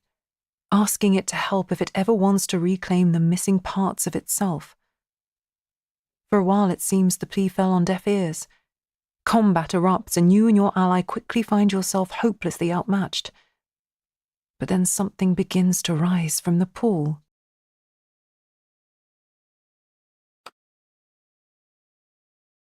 Gain 1 part of the debt status. A behemoth of bone, stones, and branches rises up from the cradle, far larger than any you've seen. His roar shakes the walls of this forbidden land as he charges 5 surprised foredwellers. The fight is brutal and swift. Soon all 5 enemies lie shattered. Then, enraged by deep wounds, its head mutilated by the weird steel blades, the behemoth turns to you. Your friend tries to stop it, but the creature smashes him with its tail and throws him against one of the pillars. There's only you and the creature now, and it won't rest until you're dead.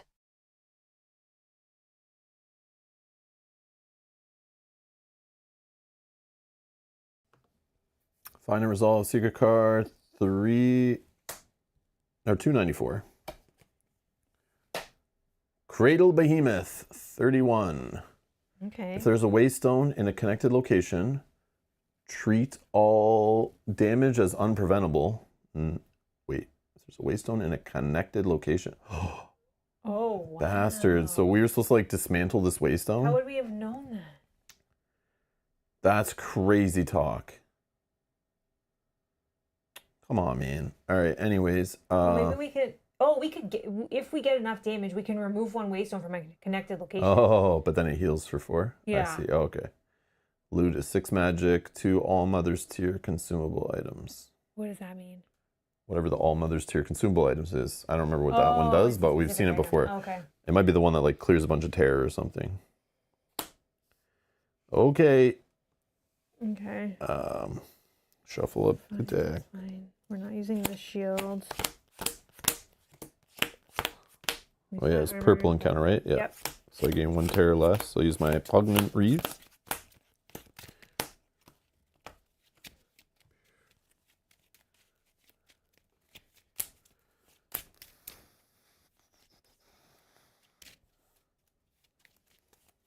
Right, 1, 2, 3. Here I start with 1. I roll a die. 5. I'll make it a 6, so nothing happens. Oh, wow.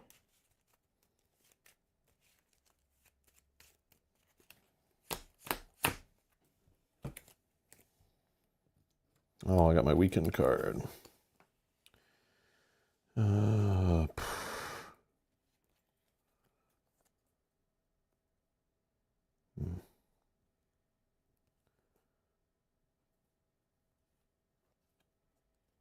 Yeah, I guess I'm fine. Okay, I'm gonna go first. Yeah, because once you get him to 4, we're taking less unpreventable damage. Okay, so it takes 2. Okay. And then I'll play Catch a Breath, which I have to ignore all the bonuses on the connected, but I will discard a card. Yeah, do I care about trying to get rid of this? I never see it, but man, in some of the easier fights, it'd been nice just to throw it down, take your time, as long as the 3 timers go off it, it's like gone forever, but I never draw it, so whatever. I'll just use it to discard for this once per encounter effect, so that I can play a card without needing its bonus. So 1, 2, 3, 4, 5, 6 damage. Okay. So then that's all I'm going to do. So I have to take a terror because I've ended with a bolt. And then it's going to hit for 1, but I prevent. No, they're unpreventable. Oh, yeah. And it's getting us both. Do I hit him for 1?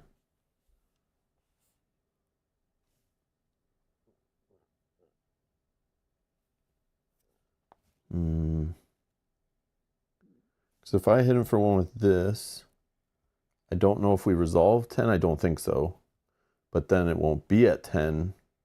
It's like someone has to do exactly 1 to get him to 10.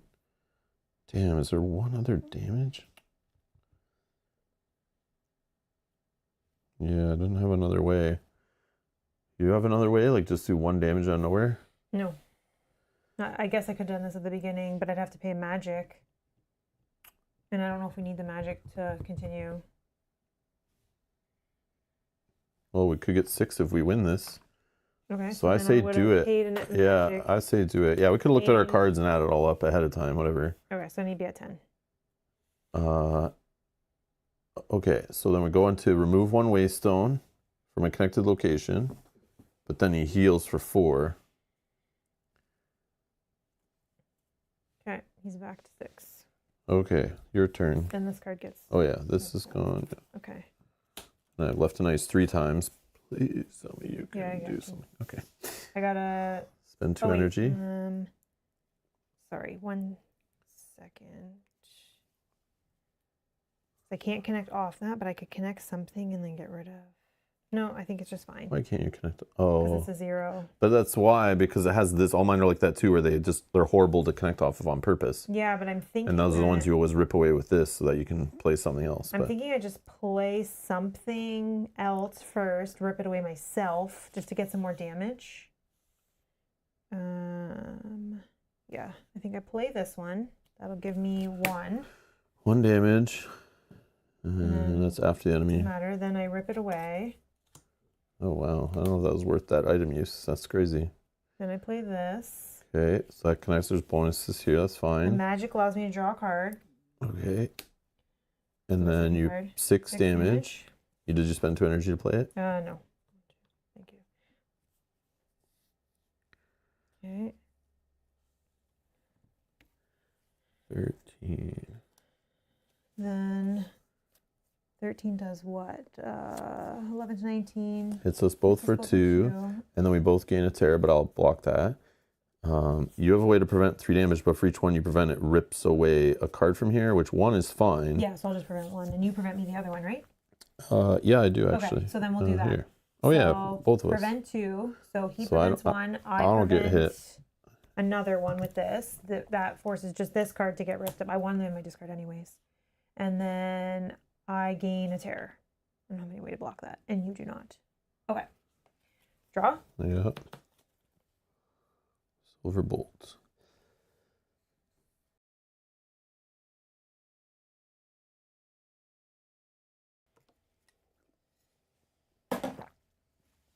Does that take advantage of the ×3? No. No. It would only do 3 total damage to him, and I would gain a terror.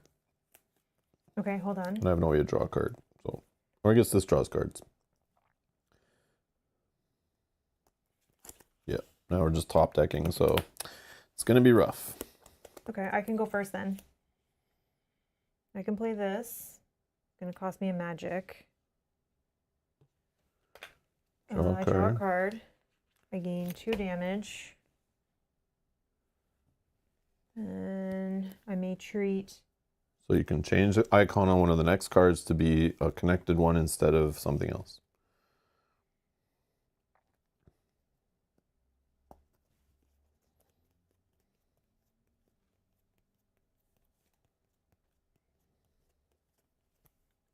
I'm really just trying to dig here. Mm-hmm. So I can get, that will let me draw 2 cards. Remember, you have to discard down to 3, so it's like... Yeah, but I have cards that I... Oh, okay. I want to get, if I have at least 5 cards. Oh, yeah, yeah. That's right. You have that. Yeah. Yeah, this one does 2 for every 2, or does it, for every 2 cards in my discard pile, it does 1 damage. Okay, so let's do that. That'll allow me to draw 2 cards. Well, which one are you deciding is a bonus connector? Oh, sorry. Let's say the magic. So then you got it. Only 1 card. Oh, okay. No, this is my 2nd card, so I don't have to pay the magic. Nice. Okay. If you gained at least 1, so you're going to do 2 more damage. Yeah. 17.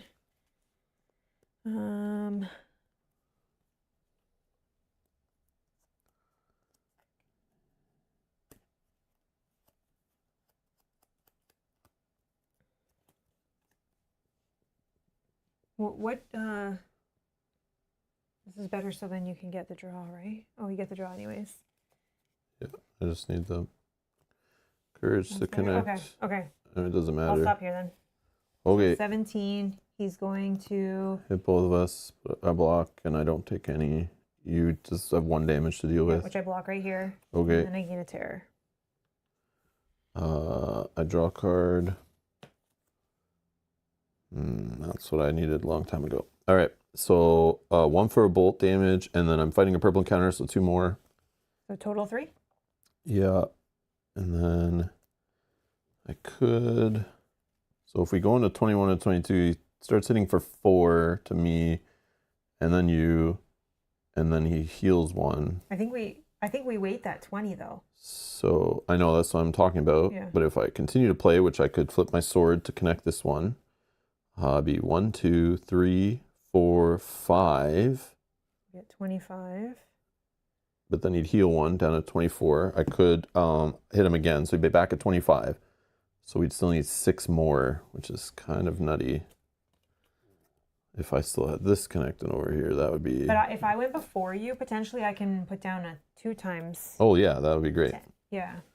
Okay, so I will stop there. I take a tear because I ended with a bolt. Oh, he is going to heal 4 though. Oh yeah, because Yeah, he's I exactly forgot. at 20. That's the problem. Okay, well then I'm just gonna slam him then. Yeah. So I gotta flip my sword. So this is 1, 2, 3, 4, 5 more damage. Oh, sorry, he's at 25. And he's at 25. So he's gonna hit for 4. I block 1. I'll flip this to hit him for 1. And then I just lose 3 health. 2 health, 2 health. Yeah, and then this goes away. And then he heals 1. He heals 1. Oh, no, you didn't prevent the heal. Okay. No. Okay, then I have to discard 1.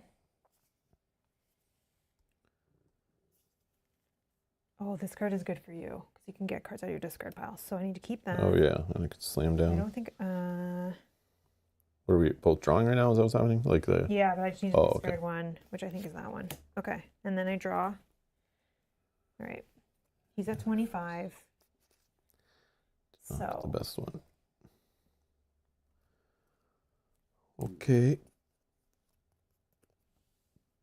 okay, I can play a few cards here. I think this is my first card.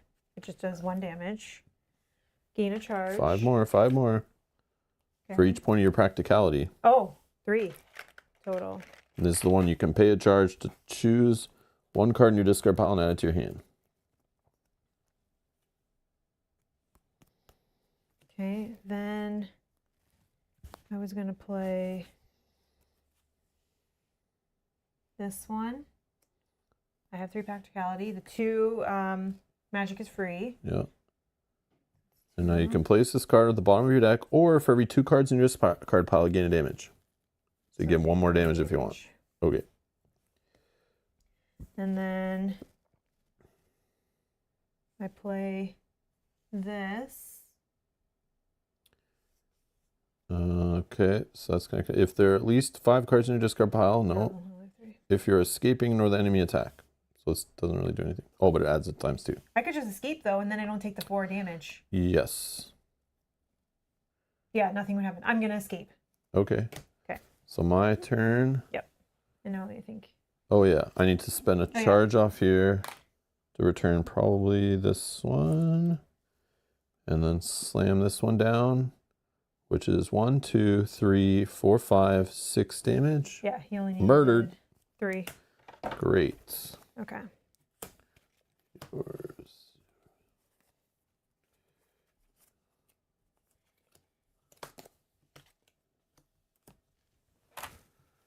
Okay, so our loot is 6 magic. I'm gonna Oh, take. my loot. You ran away. Oh, can I have 2? Just the 2 Yeah, I yeah. spent in Take that 3. Take 3. We're just trading it after. I know. I'm just kidding. But then you get the All Mothers. 2 All Mother's Tears to get, but you can have 1 odd one. All Mothers tier. Oh, I see. And then, Yeah, they're just those little healing. The one you spent already today. and you said I have 1? Yeah, yeah. Thanks. And then I have 2 So we can use it in the middle of a fight to help us or something.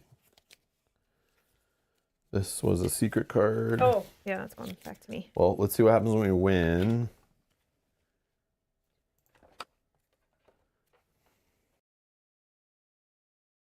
Having defeated the creature, you run toward your four-dweller friend. He is alive, but barely, his broken body resting against the ancient pillar. As you try to help him up, the vessel tumbles away from his hands.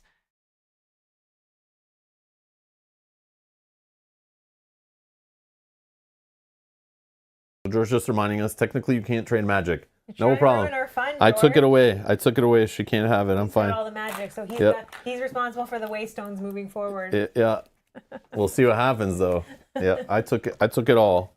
So I'm loaded with magic now because I didn't run from the fight. I only ran. I know, in it order makes to help. sense. Yeah. I didn't want to lose more health, actually. Yeah.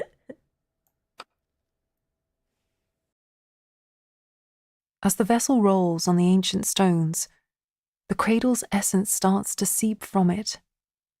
As if in reply, the surface of the pool breaks. Stone hands slowly rise out of the water, greedily extending toward the cup and its content. The hands soon turn to full arms, longer and more unnatural by the second.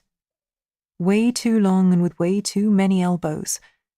In response, the spilled red liquid begins to grow into a cloud. Rising, it narrowly dodges the hands and flees, bypassing the pool. Immediately the waters begin to boil. As if emboldened by this escape, two other clouds also rise up from the pool, evading stone hands that try to stop them. All flee a certain distance, growing, solidifying, and taking shape. A moment later, three enormous figures loom around you, half ethereal but no less intimidating than the first time you've seen them. The Kings of Ruin have returned.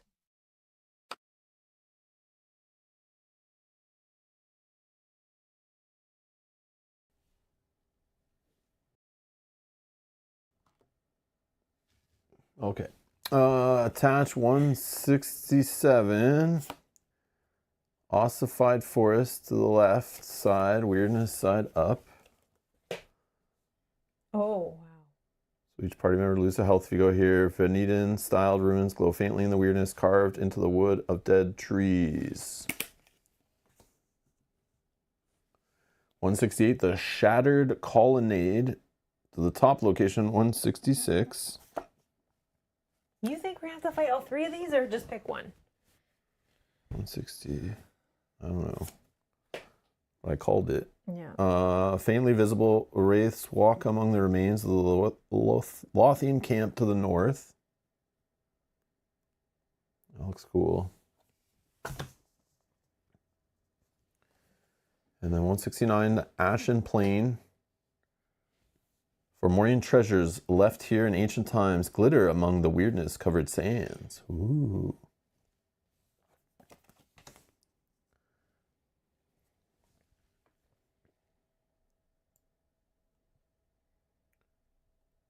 Place the Amber Queen in 167 on the left.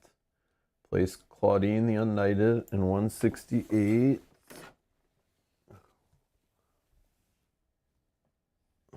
Okay, guys, I think it's over. Yeah, we're using the same stuff again. Okay. And no noose in 169, right? Yep.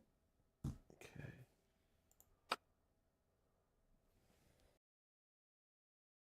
Your heart sinks. You were so close to your goal, and now you're almost back to the start, with all three essences beyond the grasp of the cradle. The waters seem to have lost some of their vibrant hue and glow. The hands sink back below the surface. Only after a while do you notice the three monarchs do not seem interested in you or one another. Instead, they sulk in the weirdness, attracted by some things in their vicinity that you cannot yet see due to weirdness. For a moment, your four-dweller ally looks just as hopeless as you feel, but then it composes itself, picks up the empty vessel, and hands it to you. These shades still hold significant power. You hear the voice in your head. Defeating all of them might be more than we can handle, especially since I am in no shape to fight. We should be smart about it. Let's get this done before many of my kind show up. Finally, we've completed our quest. Congratulations. So we complete our quest of meet your four-dweller ally in the Stoneteeth Knolls and begin your final journey. Okay, we finally did it. Yeah. Finally did it. Okay. Gain secret card 5. The vessel. The shape of this weird steel cup reminds you of something you've seen in another time or place. Wonder where that I've seen this holy grail. I mean, this random chalice from. Okay. So there was that division talked about like combining like stone with bone and like the weirdness magic or something. Like maybe we're like, if we can assemble all 3 things of the sack of bones. Right here, yeah. Sack of bones. And this vessel and like one more thing, like maybe we can do whatever the vision was saying, but maybe it was hinting at something else. I don't know. Yeah. But I took it. Okay, discard your active quest card. Okay, done. Find a resolve and don't mess the rest. Another thing I was thinking about too when I was reading something, when it was asking about like not proceeding until you were sure and you wanted to do any wrap up any loose ends. I know somebody asked on a comment before, you know the way there's that like side little like lost chapter or something. I see it every time I go to grab the next chapter's quest out, and I decided just not to add it in. Okay. It was something, it's like a little bonus thing you can add in at any time in your game, and it's like this little special side chapter that I think it's like gives us some extra components, and you can like do some more stuff with your characters' stories or something specific to your characters. And I just said, like, I don't want to prolong my campaign anymore. I feel like this is a long campaign game, and I'm trying to get away from long campaign games a little bit more. They're just too damn long. But maybe is that something we could have went, and that's like another thing it's asking that you can go do? Oh, lost chapters are one-off games, I think, says George. Oh, okay, never mind. There are ways around fighting. Only had to fight one. Okay. It basically has achievements that have progression. Okay. Okay, so it gives you like little side things to work on, like while you're playing. Cool.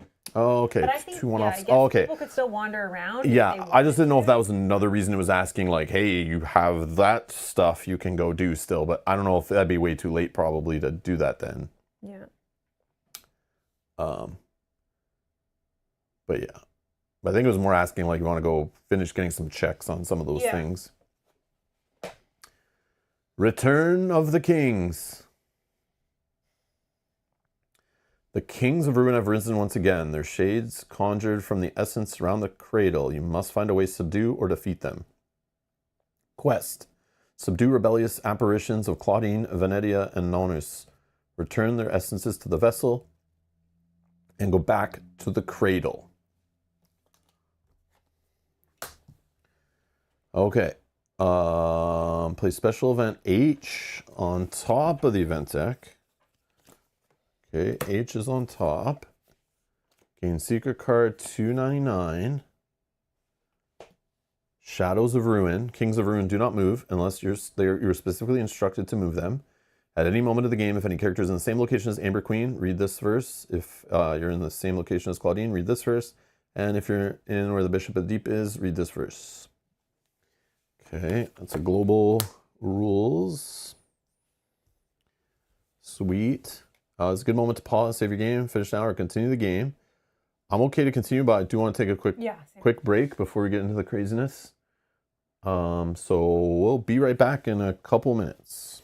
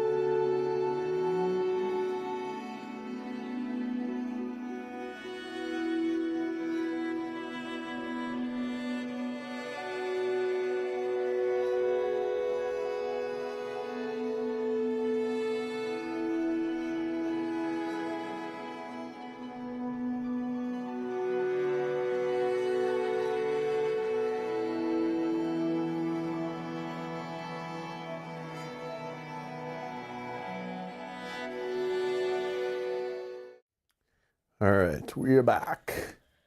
We want a hint, yes. Yeah, sure. I'll take a hint. The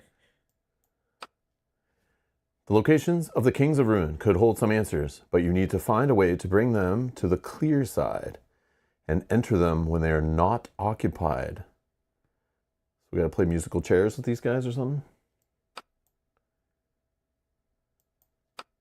Okay. Exploration ends.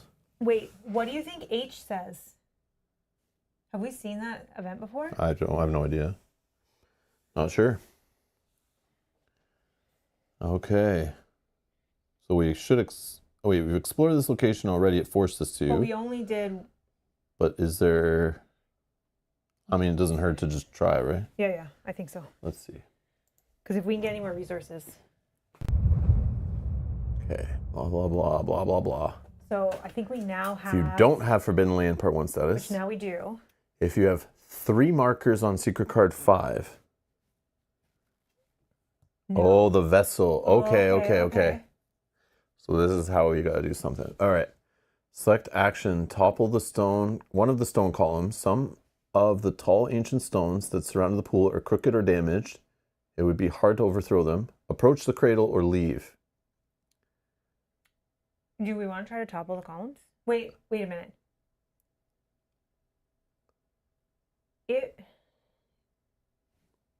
We don't need to get them into this location.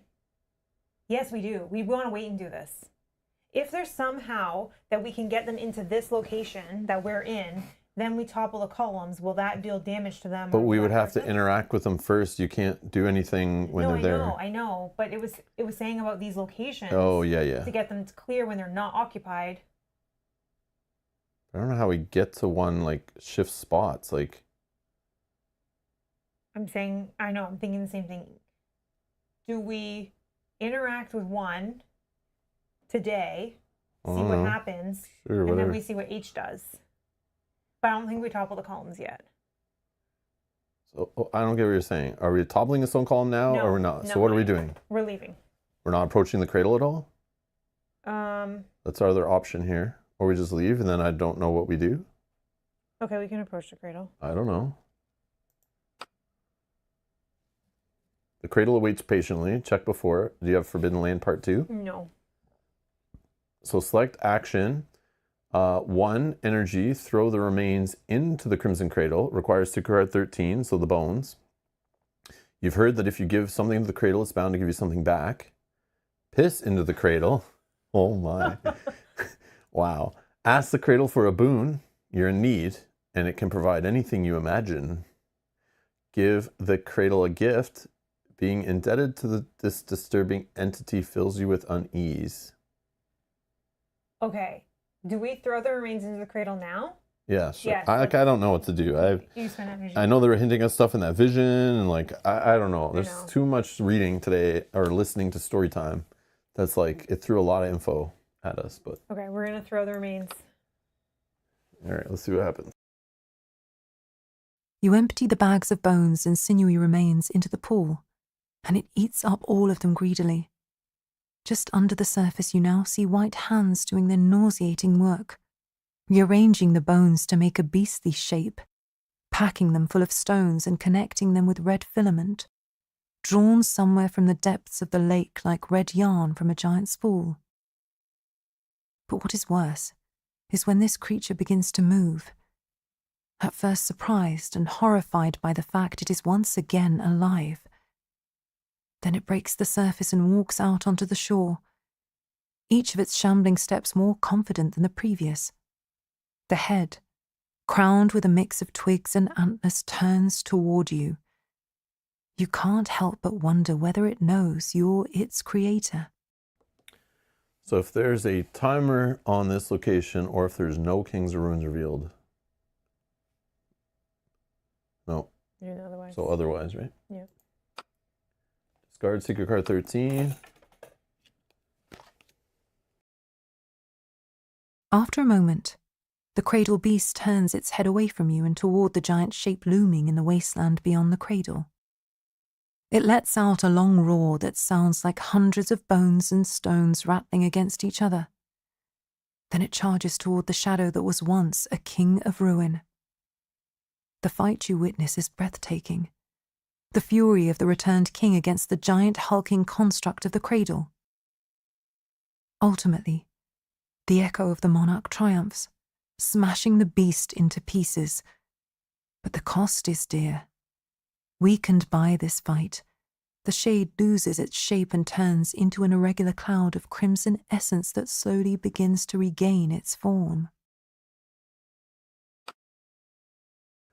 Find the lowest number revealed location with a King of Ruin and replace this King of Ruin with a red marker. Remove the cradle beast from play.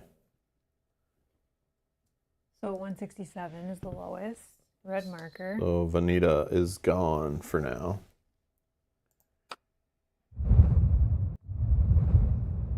Okay, that was good. So now we can go in there because it's not occupied. Yeah. But then it doesn't even give us a book of secrets. Yeah, we don't know how to make it clear yet. That's the problem. Okay. We go back to 166. Yeah, it's like, I don't know. What that worked, so we got to figure out how to. Yeah.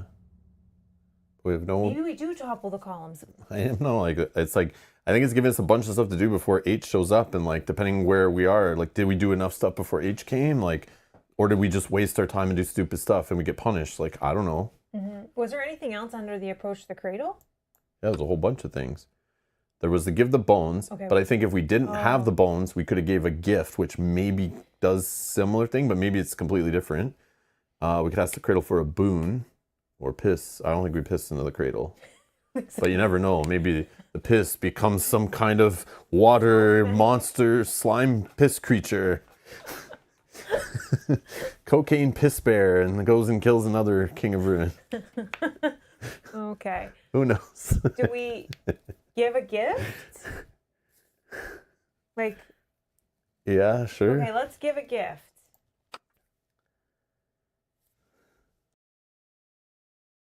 The pool is still and quiet, awaiting your gifts.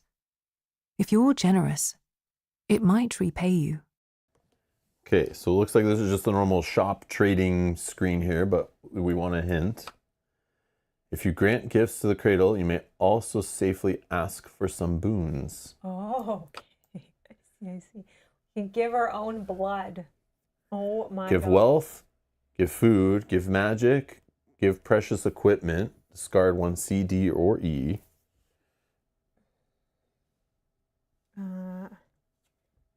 That's a B. Dang it. I don't have any other. I have a ones. D. I've never needed to use this. It's just something I had. Discard this card to not gain any energy and gain full health instead. So if I was ever like on death's door, I could kind of take a day off, but it's like, we've never really Do you needed want that. to give precious equipment? Yeah, I'll do this. Gain one part of the repayment status and choose again. Oh. Okay. How many parts are there to this? 1, 2, 3, 8. Oh my God.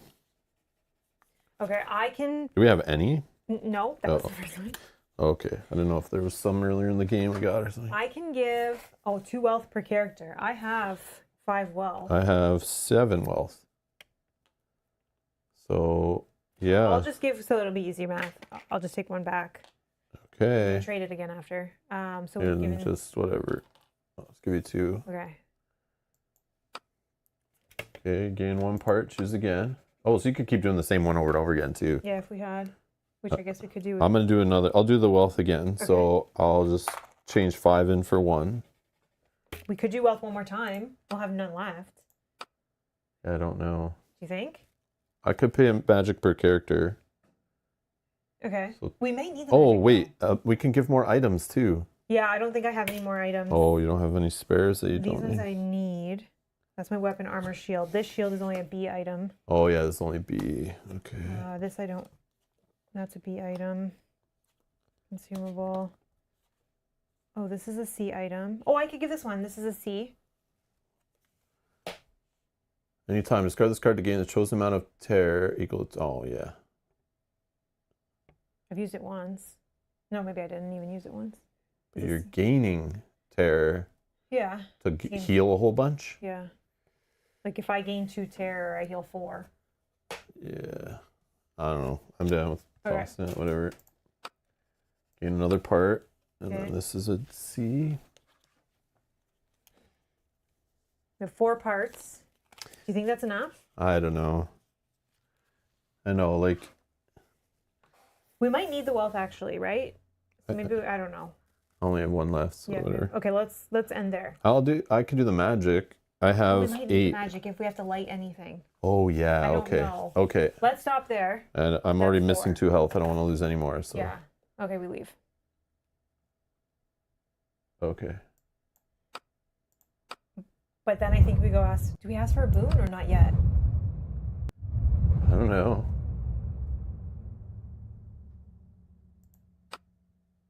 We still can topple a column. We don't have Forbidden Land Part 2 yet, right? No.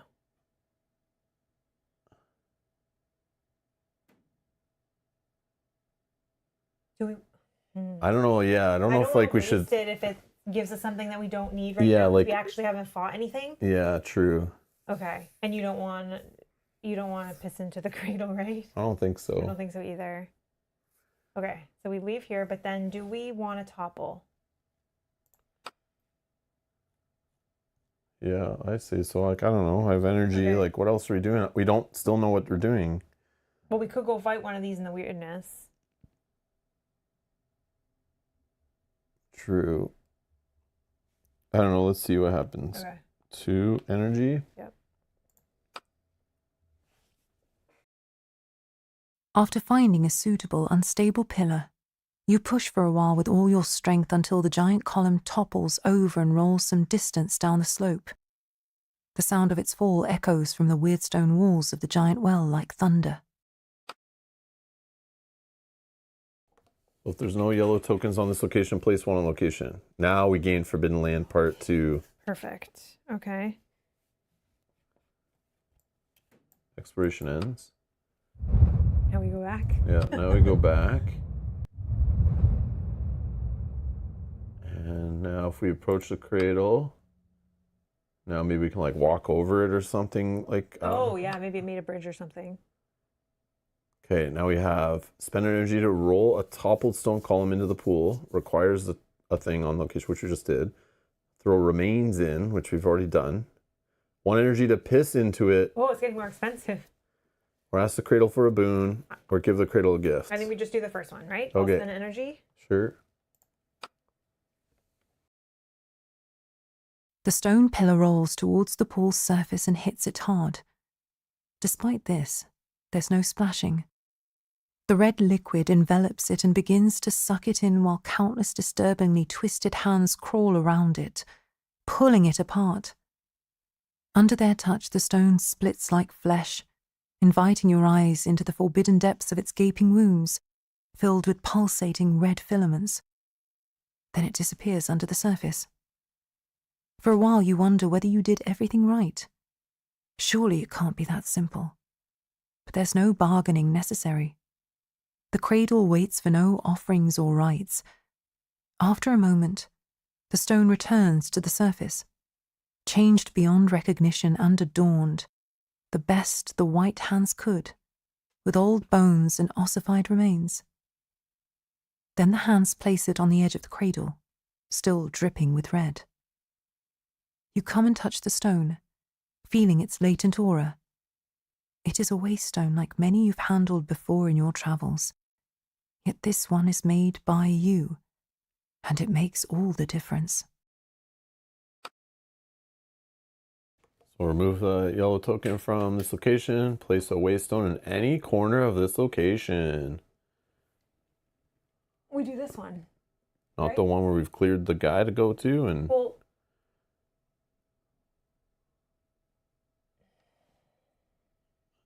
I think it's here. yeah, Also, this might flip back that'll too. flip back, but I don't think that's because this won't. So you think here? I don't know. Like, are we now we cleared one? Are we supposed to go there and do something?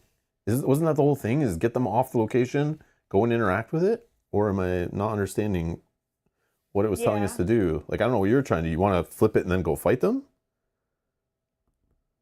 Like, Okay, no, let's do it I like that. don't see the point of that. So then but we can flip this one. path of least resistance, I'm thinking. Yeah. So I don't know if you want to look at these as I flip them. That one's going to have red on it. The ossified forest. So we can search the remains of Venetta's expedition to gain a magic. Each party member gains a terror. So obviously magic is like very important. Yeah. Problem with these guardians though, they're just gonna rip down these things here. Like, No, because we're not rolling for them. They don't. Oh.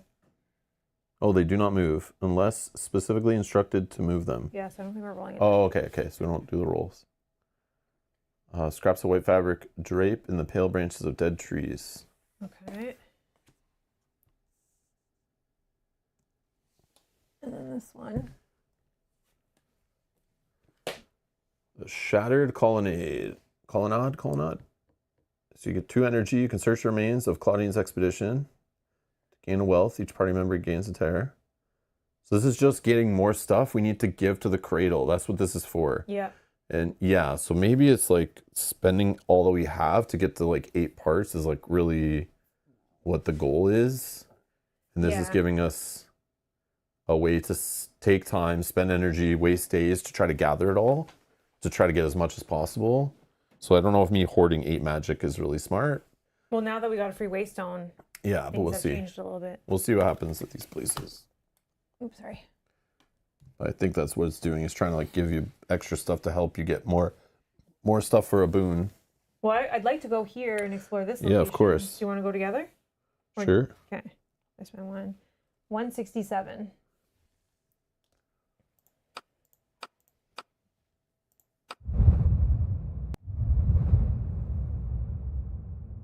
White branches and tree trunks stick out of the red soil like the bones of a carcass.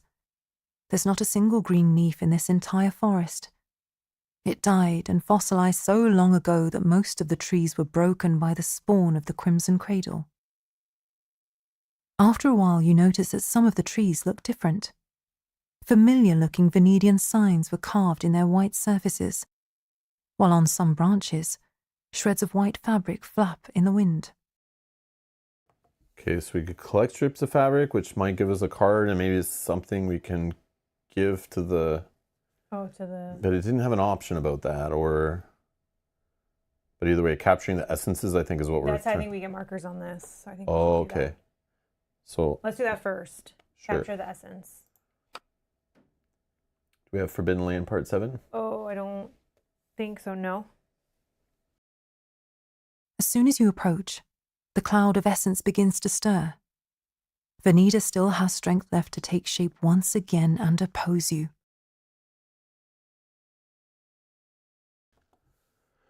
Okay, if you want to see a hint, click here. Sure. The fight against the Cradle Beast did not weaken her enough. Perhaps you should make her fight something even more powerful? Question mark. Remove a marker from this location. Oh, no. Place the Amber Queen back. And now we'll have to fight her. Oh, 'Cause we're in the so location lame. again. I Okay. didn't see that coming. An unnaturally tall, white-clad woman walks among the groove of gnarled, barkless trees, humming a strange song. When you approach, the queen turns her head toward you and tries to say something. Only now you see she is a shadow of her former self. A simulacrum made of Cradle's essence that's only a part of the person it came from. Yet you have no doubt she may be extremely dangerous. Okay, so we can challenge her, negotiate with her, or gain her attention if we have Forbidden Land Part 4. We do not. Okay. So challenge her. Well, let's challenge her. Find the special Amber Queen Venetta difficulty 2. Okay.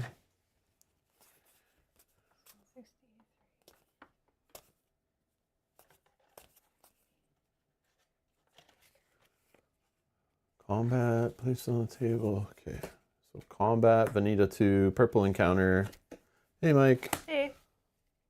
Oh, Saturday's going okay. So far, so good. So far, yeah, so far so good. Hope yours is doing good too. Encounter setup. Veneti has a unique trait and a corresponding deck used by this trait. Find all this stuff again. Yeah. I got him right here. Okay. If you have secret card 7 or 31, no, we would additionally have to get another card. Okay. If you have secret card 6, no. So it would be 3, 5, 6. 3, 5, 6. Oh, they're all active from the start. Oh, Yeah, all face up, all active. I didn't remember that. So yeah, we have each one of them doing their own little stupid things every time the enemy goes. So extra damage, hurting themselves.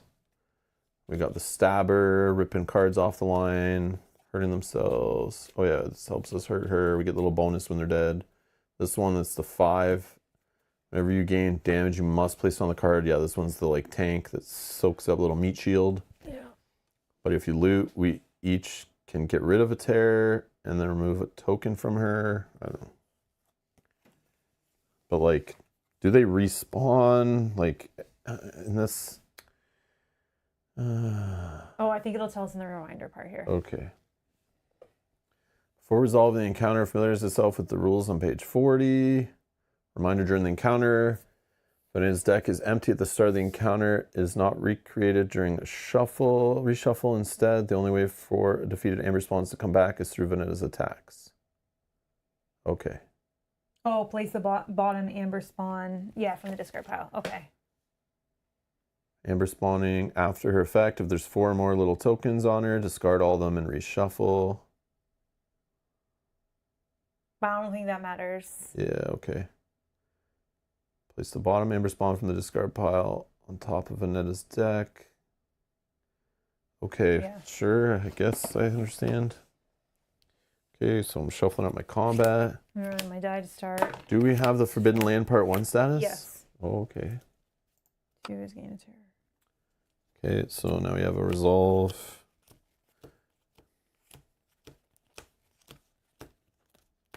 Okay, so I start with 1 damage. It has to go on the big guy.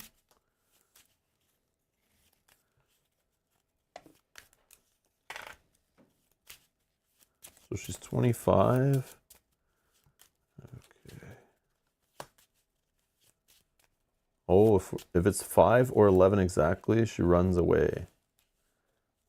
But is that us winning or no? I don't think so. Oh yeah, probably not. It's probably an otherwise. I have a question for Yogi because you made a comment before about the magic situation, and you said What that magic situation? when we couldn't trade magic. That was George. Yeah, but then Yogi made a comment about that, Oh. saying that we can pay for each other's magic if we're in the fight. Is that right? Oh, So I if don't I know. play a card, let's pretend I play this card, Rob can pay my magic cost if I don't have any? I just want to ask before, in case. I'm not sure. Because he made a comment about something, but I just want to make sure I'm understanding what he was saying.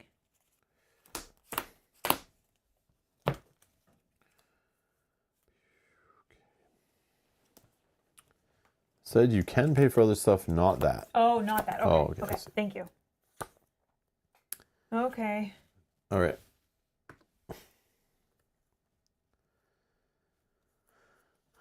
So I go first, maybe? Yeah, if you So go first, it's gotta 2 go to this here. guy.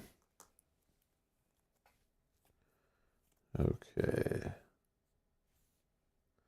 Well, in fact, it has a 2 times on the thing. I think I need to drop this. This out. Makeshift javelin. So 2 will go 2 will go here. there. So then this guy's dead. So we each lose a terror and remove 1. She doesn't have any. This guy's dead. So he's in the discard pile. Technically, just put him sideways or something. No, that's a deck still. Yeah, that's a discard. Thank you. Okay. So 1, 2, 3, 4 damage. Just decide where you want it to go. Yep. And then I think you want to get one of these, this guy to 2. Okay. So Right. 2 on him. And then you got 2 more. Sure. Oh. 2 more on this guy. Yeah. I don't know. Okay. That's me. I have to take a tear because I'm ending with a bolt. Yeah. The purple encounter as well. Yeah, I know. Okay, so this is 0, so I gain 2 terror, but it's a purple counter, so 1 less. Alright, this guy, place 1 damage on So he him. does 1 damage to me, but I block it. Oh yeah, sorry. And then rips up this card, but I think it's already gone. Yeah. Place 1 Well, no, on it'll go after the effect. this guy. Okay.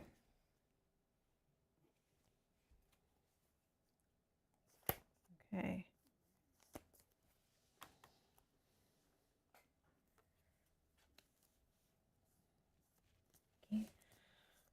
I'm going insane, but I think it's okay.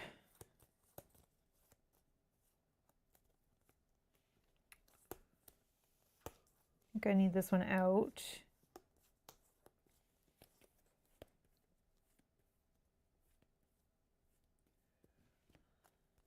Okay, Yogi's saying it is might be wrong, and in the party, Rob could pay the magic cost for your card in combat. Oh, okay. Nice, okay. Okay. This is doing 1. I'm not placing it there because those guys will hit themselves. So 1. And then we'll play that one. There's another 1. And if you gained at least 2 of this card's bonuses during the activation, I prevent 3 group hits. Okay. Okay. So 2 damage for her does 2 tears, so that makes me go insane. So I gotta remember how to do that when I draw and stuff. He does 1 damage to me. Are we missing like gold tokens that should start on her card or something? I feel like we No, are. she only puts them on when she gets to certain numbers. Okay, let's check. Page 40, Amber spawning. After resolving all delayed abilities in the sequence, place the top card of Venetta's deck, Amber spawning in play next to her, then place a gold token on Amber Queen Venetta. Whenever you're instructed to place the top card of Venetta's deck into play and the deck is empty, only place the token instead. So I think she should have 2 gold tokens on her already. Oh. But then, like 1 from my turn, but then I killed a guy on my turn, so it would have removed 1. Okay, and then 1 for my turn. Then 1 would have been added on your turn. I'm pretty sure. I don't think it told us in the app anything about not doing.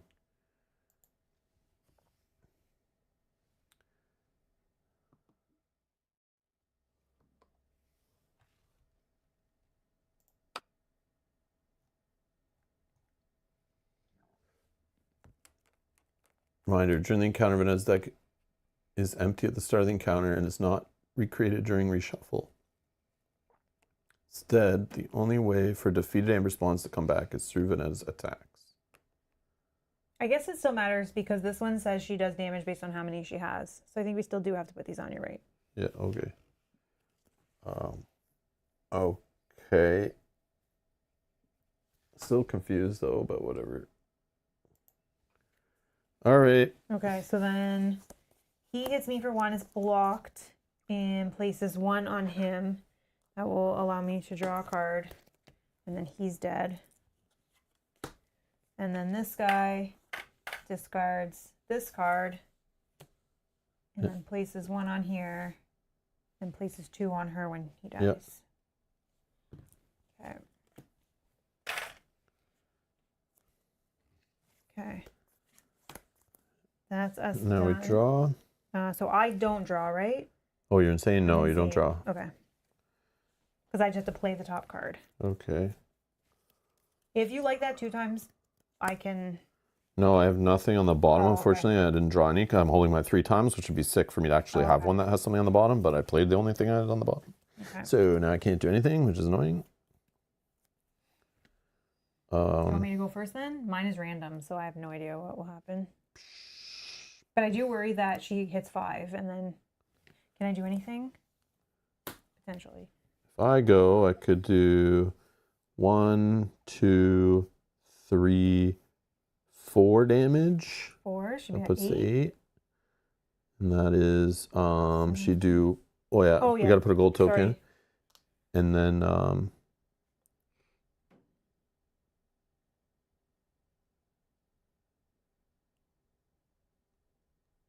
yeah, I don't get it. Like, they're there. Like, I'm not sure why it's not adding them now. Like, I don't Because I get think it. it's supposed to be a weaker fight. It's not supposed to be Oh, so okay, challenging. okay. Because she's like a half of I herself. don't know, it's just ghost weird. or Okay. whatever. So yeah, she'd be hitting for 2 damage. That's fine. The problem is your card's random. You weakened her? Yeah. Okay. Yeah, mine's random, but I could play this. Connects off this bonus. I draw a card. It does 1 more damage and then 2 more damage, so 3 total. But is that bad that's numbers? bad. 11 she'll run away. Unless I rip it and then the enemy can't run away. Yeah. Yeah? Okay. Okay. I rip it away. So, and that doesn't hit you for anything. Yeah. Okay. Okay. So we Done. stop at 11. Enemy runs away, but this says enemy can't run away. Got her. Okay. So I play the top card of my deck because I'm insane. Random. Random. Hopefully it does damage or something does damage. If not, we're in trouble. Well, I can connect off it, I think. So you draw a card. I draw a card. And then if you're in weirdness or not, it would do 2 damage, but it does not. Which one do I want to play? Oh, that's a 0. Oh, it rips up anyways. This one can deal 1 damage. Going to 12. You've gained at least 2 cards bonuses. Yep. It prevents 3 damage to both of us. Okay, so what does 12 do? Oh, I didn't put a thing on here, sorry. Place the bottom amber spawn. Oh, can I do 1 more damage? Oh, and then she heals for 3. Oh, wow. Oh, wait, I can do something different. Okay, let's go back to 11. Take this card back. I can play this card instead. If there's at least 5 cards in my discard pile, no. Then from off of this, I can play this one. This one connects here. Free magic, so that does 1, 2. So she's at 13 instead. And then place it on the bottom of your deck, or for every 2 cards in your discard pile, gain a damage. I'll put it on the bottom because I only have 1 card in my discard pile right now. Okay. Okay, so on the bottom. So she ends at 13 instead. Which is we each gain a tear, then she tears off the last 2 cards. But I prevent 1 tear gain, I'll gain 1 more. Almost insane. 1 more and I'm insane. That sucks. Okay. Draw? I don't draw. Did I go? Yeah, I went right. Yeah, you went first and then I went random. Okay. Draw, okay. Heart piercing. Wish one of those 2 times was still there, but it's okay. All right. My turn. Then that would add a 4th one. If 4 more on her, discard all from her. And then reshuffle? But it says we don't reshuffle on this one. It's really Oh, only... but that's after her attack. Sorry. After Oh. attack. Sorry. After no attack. worries, no worries. If there's 4 or more. Yeah, and we just don't reshuffle. Oh, okay. It's only really for this. I think that's why we need them. Because that 1 attack. But it... It says they're not reshuffled. They're only brought back by this one. Reminder, during the encounter, Venetta's deck is empty. The start of the encounter is not recreated during reshuffle. Okay. Yeah.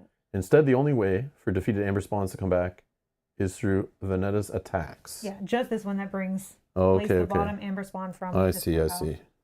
I just don't understand because this is like part of her attack, even though it says after, but maybe not, I guess. Okay. So I can play this card to catch a breath, but I will cheat and flip my sword so I can play this heart piercing bolt, hoping it doesn't put us at a very bad number.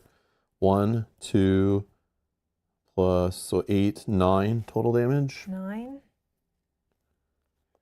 would be 22.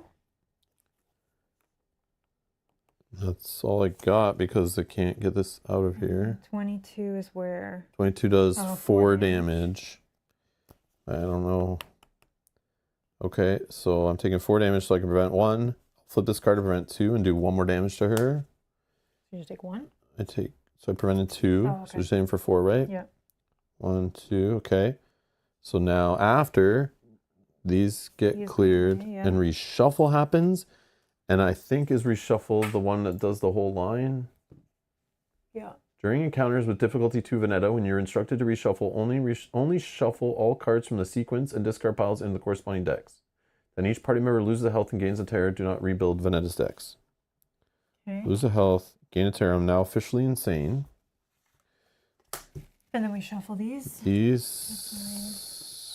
Yeah, are all And my discard pile. Dang. Yeah.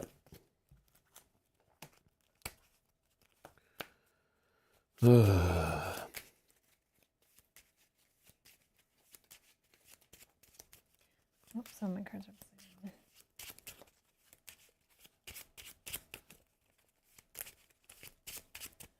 All right, give me a good random card. Okay, Got that 2 times. so that was a reshuffle after me going first. Yep. So now it's your turn. Yep, we're playing card at random. So that does 1 damage. And it's going to have 3 charges. Of course, we don't have discard piles. 3 charge. Oh, no, it's a different one. After you play a card, if you gain at least 2 bonuses, pay a charge to gain a damage once per card. Okay.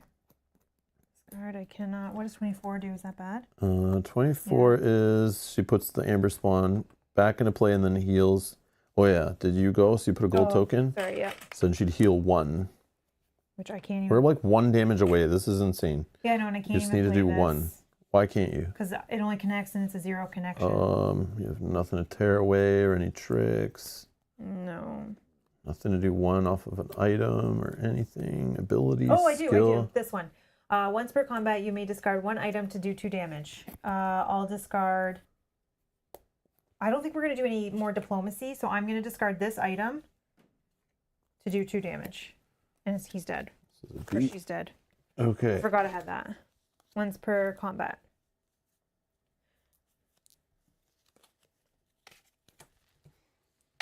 Sorry. Okay. Sweet.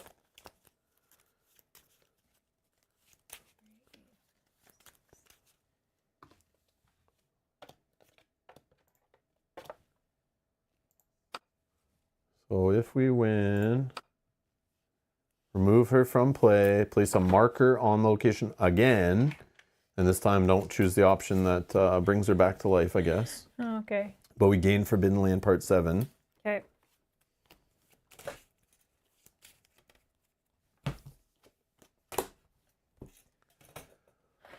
Okay. So what is the right option? Are we supposed to have picked the cloth? I guess we collect. But like now can we capture the essence? Because we've fully defeated her?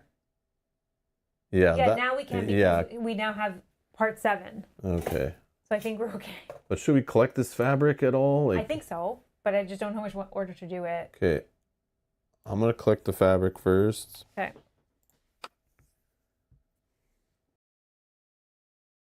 Intrigued by the flaps of fabric, you pick one of them from a fallen tree.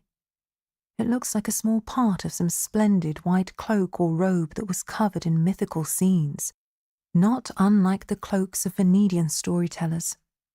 You could try to put some of these pieces together to recreate the fabric, but many scraps in this grove are difficult to reach, and you're not sure whether your knowledge of ancient lore is sufficient to piece them together in the right order.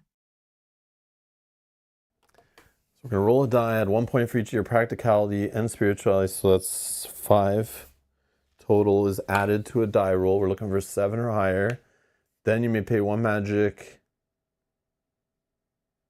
Okay, so I think we roll first, yeah. Roll first. We got 1. 1, so we're at 6. Then you pay 1 magic for any number of times to add 1 per magic paid. So we'll pay 1 magic, and we're at 7 plus. 1 by 1, the scraps fall into place, allowing you to recreate a big piece of the fabric. Place 2 little yellow tokens on the location. Do we have 3 or more there? No. What did it do last time when we were doing the 3 or more thing? It was here, right? Yeah. What did it even do? I don't remember. What happens when you get into a stupid boss fight? You forget everything. Yeah, it's like you totally changed like paths of thought. It's like totally start using a different side of my brain. All right, so do we try again? I don't have any energy unless I go exhausted, but no, I can try one more time. We gotta roll the die. Roll the die. 6. Okay. Place 2 more. Now there's 3. Remove them. all. Yeah. Place them. Count them. Remove them. Do we have Forbidden Land Part 4? No. You now hold part of the magnificent Venedian wedding cloak that shows mythological scenes centered around unification. Turnobog and Bielobog, the sisters of the underworld, and in the middle, a crest blends Pendragon and Venedian heraldic motifs. It's easy to imagine Veneda on this, on her way west, hoping to unite her lands with the lands of Arthur Pendragon through marriage. Then it was ripped and scattered about by someone of incredible strength and height. You wager it was also Veneda, only after her transformation with a new purpose bestowed on her by the cradle. Could the sight of this cloak awaken some memories in her from before her transformation? Each character loses. Okay, I'm not insane anymore. Sweet. I'll lose a tear. Gain Forbidden Land Part 4. Which I don't remember where else we needed that, but. That same place. Did she have any loot on her? I missed that. It was Rita's Book of okay. Secrets entry. Okay. But, like, was it this entry? I don't know. We'll just assume. Okay, I can't collect any more fabric. Yeah, Book of Secrets, verse 923. Here, I'll just go back and we try it, but I feel like it probably just takes us to where.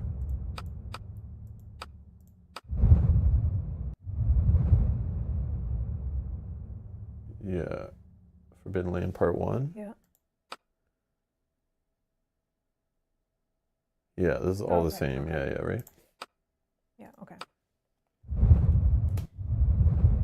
Okay. So I think we collect her essence. Yeah.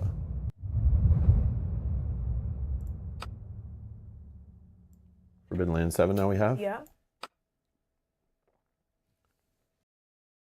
As soon as you approach, the vessel begins to drink the weakened essence. Soon, none is left. So we'll remove a marker from this location and place it on Secret Card 5. Do we have 3 markers? Not yet. Nope. Exploration ends. Okay. I'm ending my day here. Okay, same. Okay, so 5 energy. rest. I'm gonna eat. Eating food recovers no health. That's fine. We're gonna eat just to get out of insanity. Yeah, I'm like, I only have 4 health. It's crazy.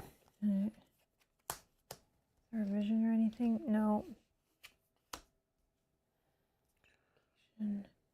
Like I could do this. All Mother's Tear just to like. Yeah, I don't know if it's gonna give us a chance to heal in the game at all. Oh yeah, I'm thinking about using it as well. Yeah, before we I'll start just the day. spend mine. Same. Actually, no, I'm not gonna spend it yet because I only get the terror from it. Wait till I lose a little bit more. Okay, then we remove tokens. There's none. Flip locations, activate guardians, clear the event, and draw a new one. Oh yeah, H. Oh yeah, let's see what H does. The Kings of Ruin. Oh, okay. Oh, we did it just in time. So this would have screwed us if we dropped that thing and didn't collect her essence and let the time pass. We had no energy or something and we dilly-dallied. It would bring her right back. Wow. That's a bull crap. Now we know. Oh, it's just gonna keep happening. So we have to know this because we're not putting additional events on top of this. Guardian. If there's no Cradle Beast, purple encounter difficulty 4 in play, place it in location 166. Wow, so then that's going to be in the way of us. Or trying, like, wow. Cradle Beast purple? Wasn't that the thing? Oh, here he is. Beast. Oh, he's this big guy.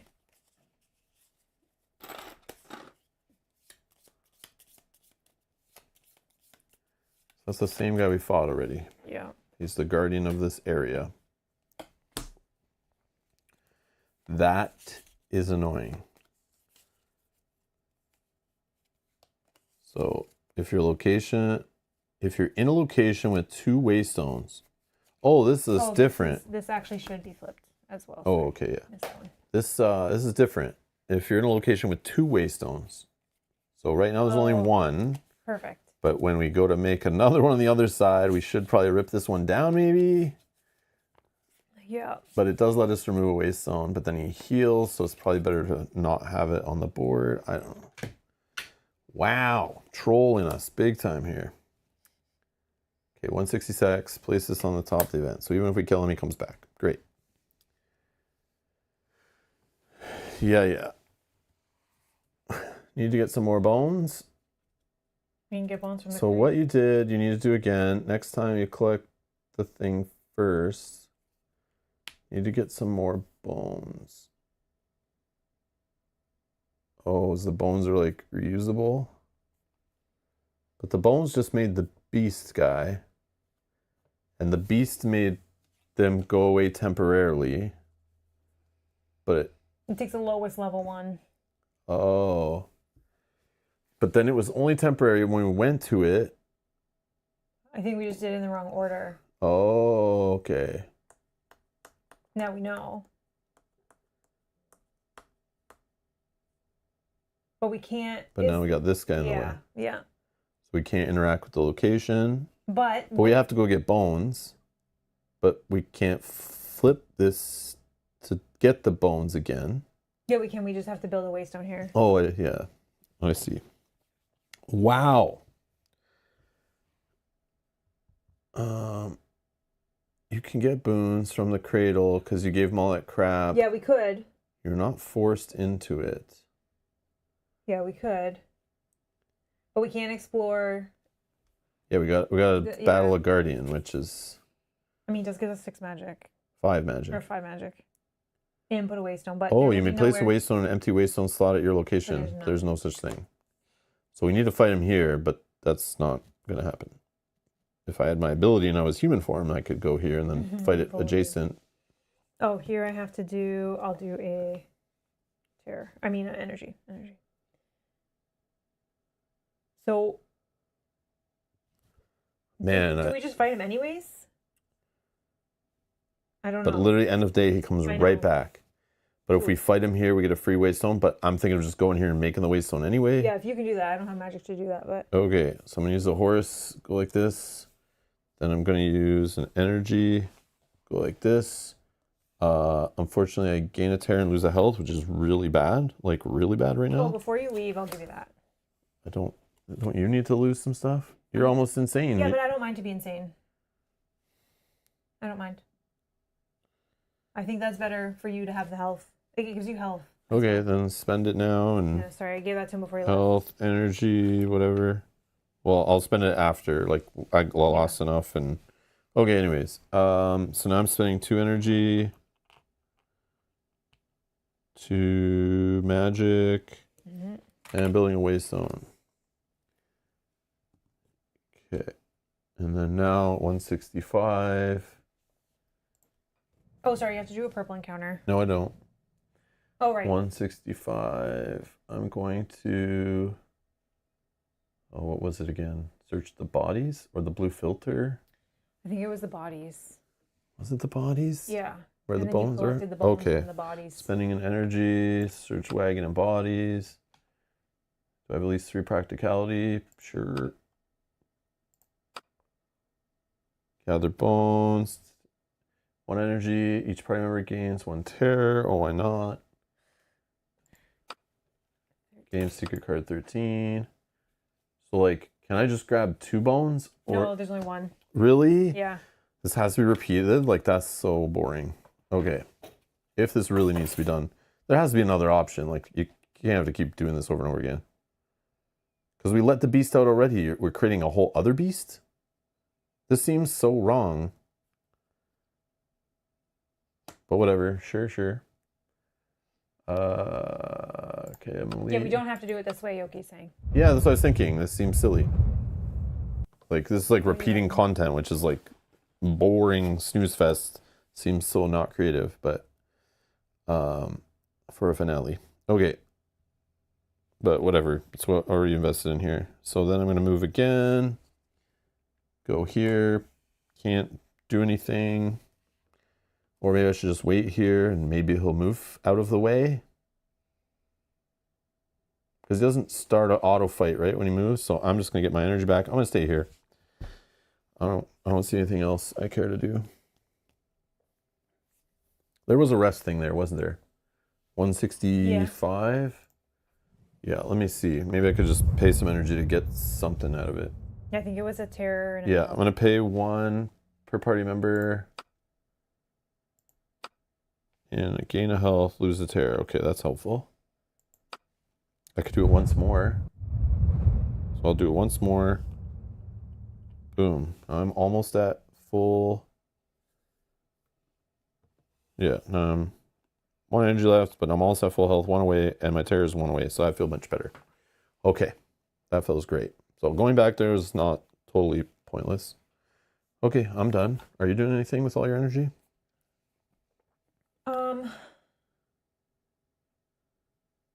I probably need to be with you because I don't want to fight this guy by myself if he moves into my space. But do you have to fight when they move into your space? Is that how they work? Or is it only you fight them? I know there's an action to fight. Yeah, I thought that. I know these guys force a fight. I don't remember if Guardians, I always assumed they did. Yeah, I think I assumed they did if they moved into your space. Yeah, I always have thought that too, but I don't know if that's really how they work. It's been so long since I read those rules. I'm not going to look for them.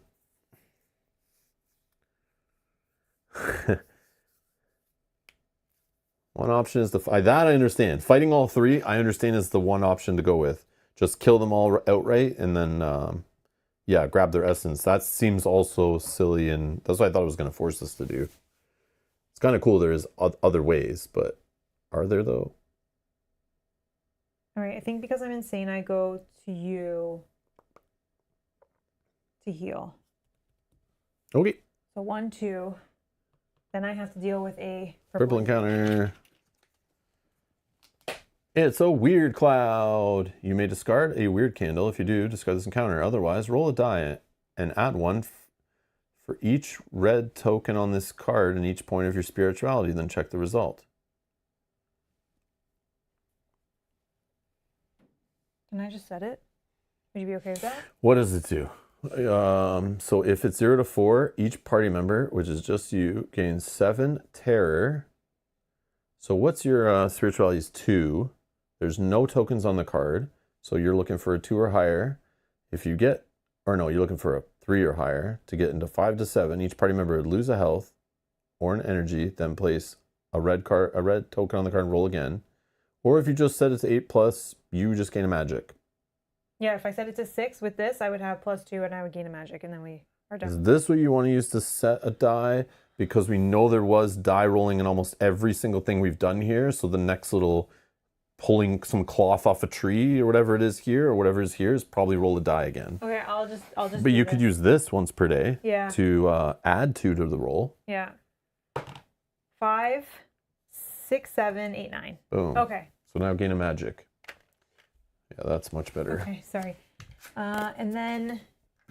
But I don't know. Like, this might just sit here forever. We never use it, but No. there might be a final roll that we're like, oh man.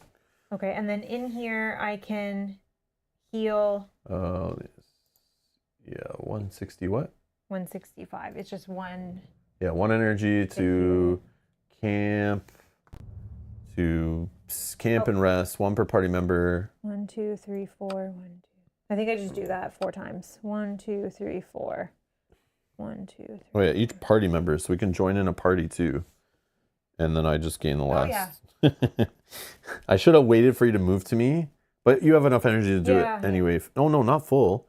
So we could say you moved there, and then I did it sometimes, you did it sometimes. So you're full, I'm full. Okay. Yeah.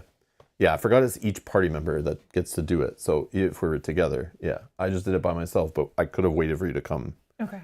And then do it together. Okay, and then we end here. There's a vision here, which I think also makes us lose a terror, but... Yeah, but I don't care then. Okay. So I'm going to rest. Yes, let's rest. Not eating. Yeah, not eating. Okay. Remove 1 of these tokens. Guardian, this guy. South, yes. Oh yeah, I was gonna look that up and see if we have to fight him now. Did anyone say? I have no idea. Guardian. Oh, is it 1 energy per party member on the original post? Let's check.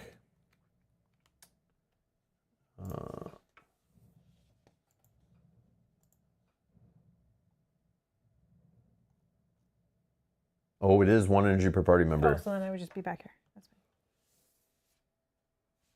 Was I down to 1? Did you have it? No, but I could have just been. We're still, so either way, we're still paying energy to heal ourselves. Because if I join you, I'm paying energy to get some heal. And I was at 1, so I was not. Yeah, but I can just take one. I can take one less terror so that you can get the 1 health. So we did that 1 together. Oh, okay. So I would just be like this, which is fine. I'm okay with that. And then actually, if you just click on this for me, just and scroll to the bottom, just because if it does lose a terror, I'll just grab it quickly. The 165 or 166 vision. And I'm just Oh, I see. No, we gain a magic. Oh. So it's even better. You said terror, so I was like, yeah, whatever, it doesn't matter.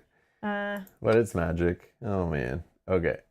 Okay, yeah, it's just if we want to remove a guardian from your location, you must win an encounter. They don't actually automatically fight us. We just can't do anything. Okay, perfect. So I think event.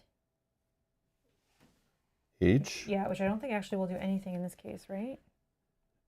Yeah, because he's already in play. Yeah, okay. So I'll put it back. So then do you want to move? Sure. I got a horse. 66. Okay. We're at 166. Oh, this is ready. Oh, we're interacting with 166? Yeah. Oh, and at the start of the day, lose a terror or lose a energy. Okay. What are we doing? We don't have 3 markers on the card yet, obviously. Approach the cradle. Do we have Forbidden Land Part 2? I think so. Yes. Oh yeah, because that was just pushing the column in. So that is made. Okay, now you can throw the remains. Okay, so I'm going to spend 1 energy. Oh wait, I was supposed to be... I didn't eat. Okay. 1 energy. Throw the bones in. I don't know if it's going to be different because of the... You empty the bags of bones and sinewy remains into the pool, and it eats up all of them greedily. Just under the surface, you now see white hands doing their nauseating work, rearranging the bones to make a beastly shape, packing them full of stones and connecting them with red filament, drawn somewhere from the depths of the lake like red yarn from a giant spool. But what is worse is when this creature begins to move, at first surprised and horrified by the fact it is once again alive. Then it breaks the surface. So it's all the same. There's no timer on there, right? And they're Kings of Ruin, there's some revealed. Discard 13. Okay, it's probably all the same stuff. Lowest number revealed, King of Ruin. This one. The Claudine. Replace them with a red marker. Okay, red marker there. And remove the Cradle Beast from play. Oh, perfect. Okay. He'll come back out. So yeah, which is annoying. Down here. Okay. So now we need to move in there. Or at least one person does. I don't know, because we gotta be smart with energy, right? Because like, yeah. But again, I don't know how we're doing it to this one too. No, we have to figure out how to get a waystone. Well, we got boons also we haven't done. Oh yeah, we haven't done the. Oh yeah, the waystone thing too. Yeah. Okay, so I don't know. I'll just spend energy and go. Okay. Maybe, or did we need all characters there anyway? I don't remember. 168. Oh yeah, it might matter. I'm gonna go with you because of my magic. Yeah, I was gonna say. That I have. Also, yeah, your diplomacy stats might matter for die roll and stuff. Yeah. Never mind. In some ancient age, the pillars that flank the road leading up to the Crimson Cradle used to also form a semicircle behind the pool.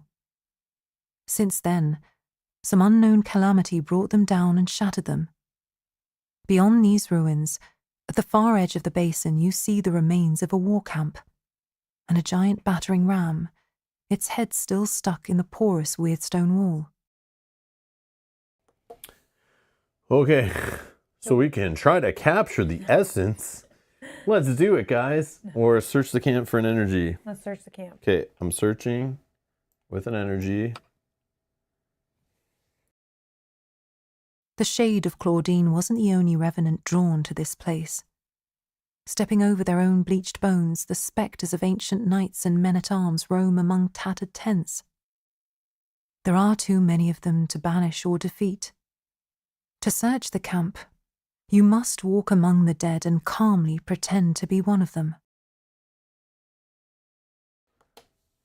Okay, roll a die, add 1 point for each of your, so 3. And then I have 2 empathy. And then we may pay magic to get above 7. No, I think we don't need because I have my Yeah. plus 2. 3 plus 5 is 6. 8. Yeah. Okay. There's something in one of the tents. Do we have Forbidden Land Part 3? I don't think so. No. Heading west, Claudine brought with him his best equipped knights, the most splendid war horses and countless wealth. After several centuries, little of it survives, but you find a magnificent war banner embroidered with a Aquilian crest that was probably carried at the head of Claudine's host. You wonder whether this thing can awaken any memories in him from before he became a king of ruin. Each character loses a terror. Okay. Game Forbidden Land Part 3. Expiration ends.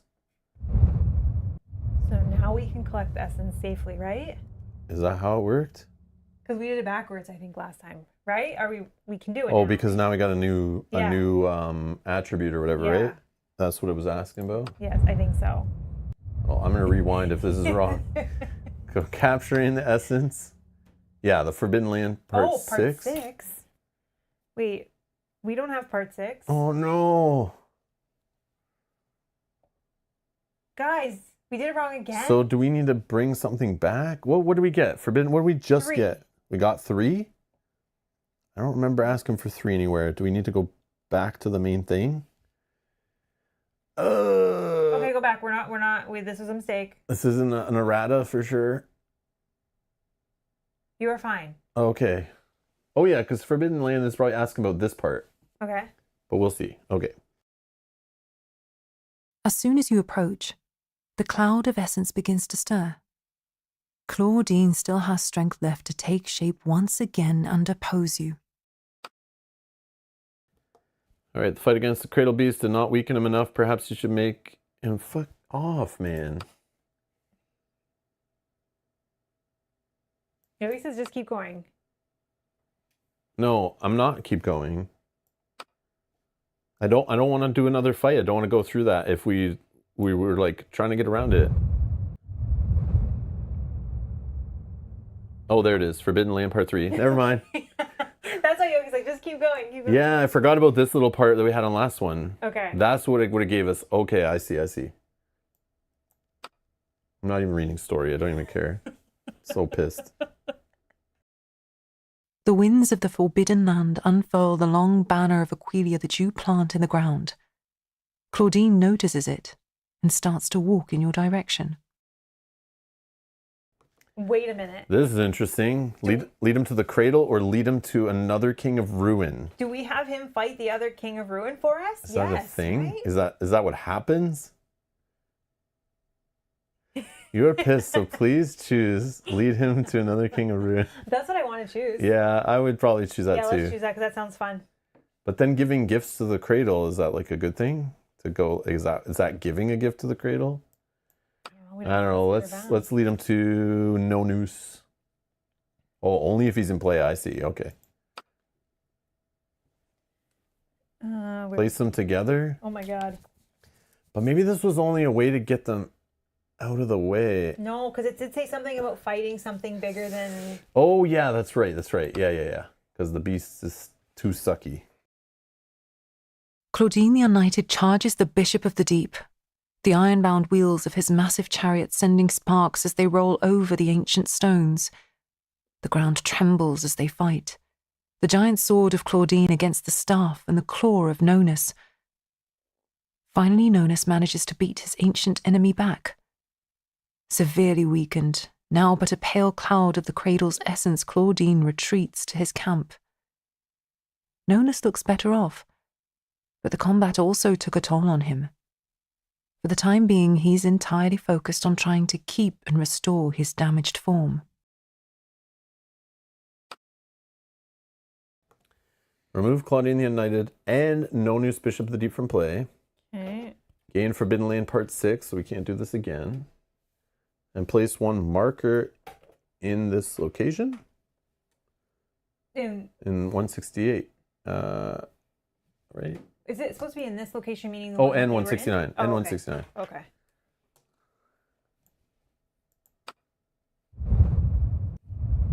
Okay, now we... Gather the essence from 168. Yeah.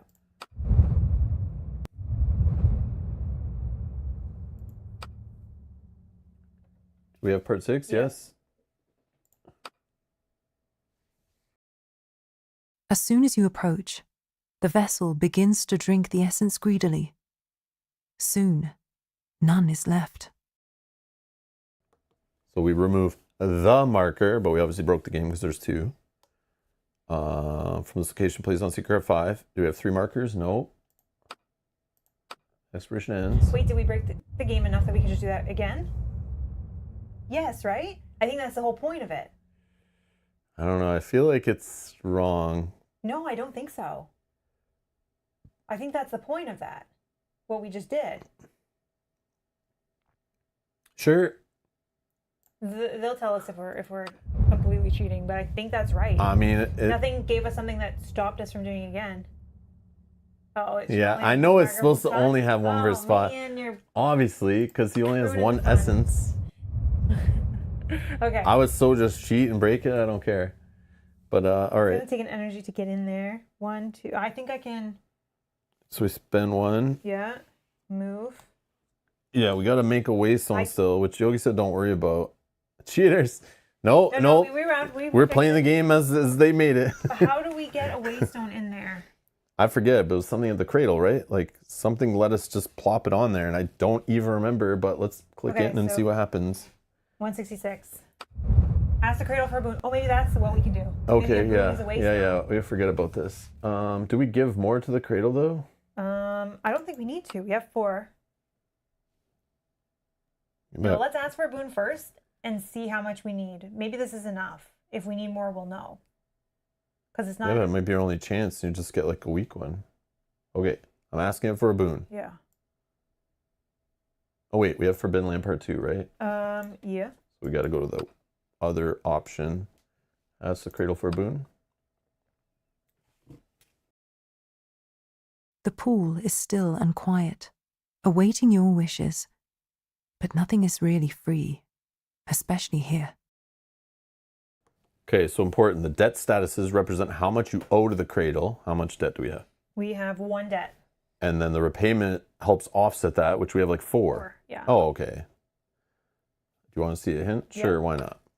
Anything you can obtain without indebting yourself to the cradle, you should. Okay. Don't ask for it from this jerk face. Okay. Ask for healing and restoration. So if we were rough on our stats, is a way to get it back.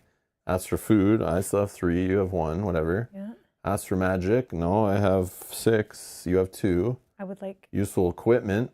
So if we like threw away too many items. Ask for a weird candle. That would let us just flip a location. Yeah. Ask for a waystone. It's It's probably better just probably just get the least, right? now here's why. Yeah, a weird candle doesn't make us make a waystone, which also helps for this guardian dink face that says if you have 2 waypoints in the same location, it's unpreventable. Yeah. Ask do for we- help with the Kings of Ruin. Ask for control over a guardian only if Cradle Beast is in any revealed location. Can you help us get him away? Yeah, I think we asked let's for the try weird candle. candle. Yeah. Oh, it's only one part of the debt status. Okay. So gain 1 part of it. Okay, this is good. And grab out of the consumable deck the weird candle, which I think is just, we discard it when we move on to the place. So I only have 1 energy left. I can do this. Ask for a sandwich, says Mike. Well, I guess that would be the food and I'm restoration. hungry. All right. Okay, so I can go in. Oh, does it cost energy? So to do weird this? candle. You can disperse the weirdness. Discard this to flip the location you're in or connected location from weirdness to clear. Okay, so we're going to spend we right just now. discard it. We flip it so we don't get punished for entering a bad place. Okay. So now this is the Ashen Plain. We can search the remains of an owner's expedition to gain a food. Each party member gains a terror, and you have no idea how the remains of giant marine creatures could end up in the sea of red ash. The only problem is, while we're here, I don't know how we are doing the other thing if we have no energy. I still have some, and I'll go okay. insane to do it. Yeah. I think you come with You me, mean though. exhausted? Or exhausted, yeah. Yeah, okay, I'll come with. Okay. I we're have both only in 1 energy Just left. for his stats. So what is 169? 169? And hopefully we have enough energy to do this.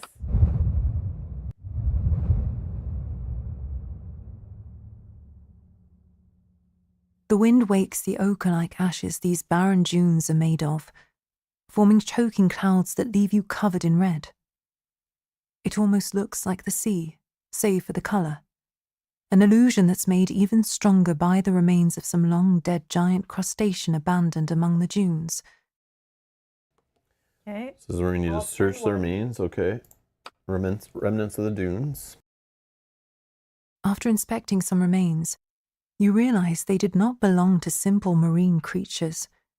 Many giant crabs wear ornate saddles, and many beasts bear blades and spikes of black iron that are clearly of Fomorian make. These must be the remains of Nonus's failed expedition. The desert consumed most small items, but some still stick out of the sand. A meticulous excavation could reveal many interesting artifacts, but digging in the choking clouds of fine ash will take a lot of sweat and a pair of keen eyes.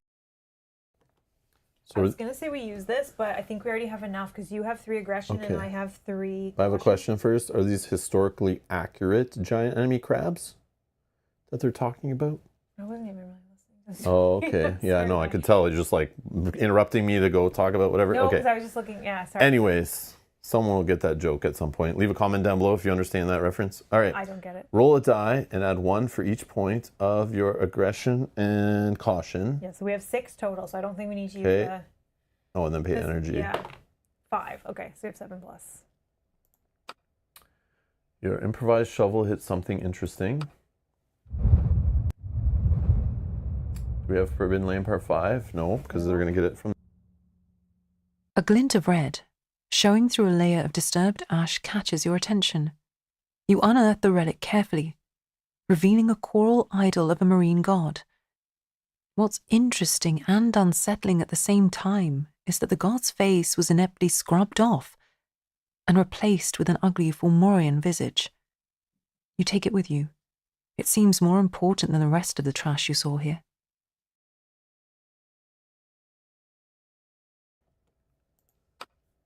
Each character loses a terror.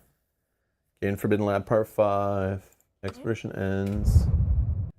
Now we go back, right? There, that place.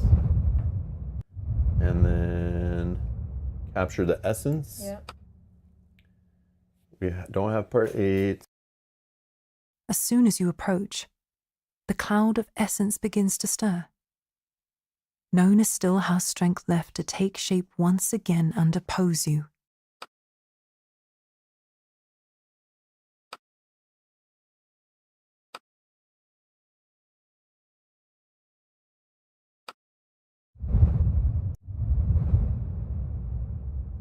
So we place him back in the location.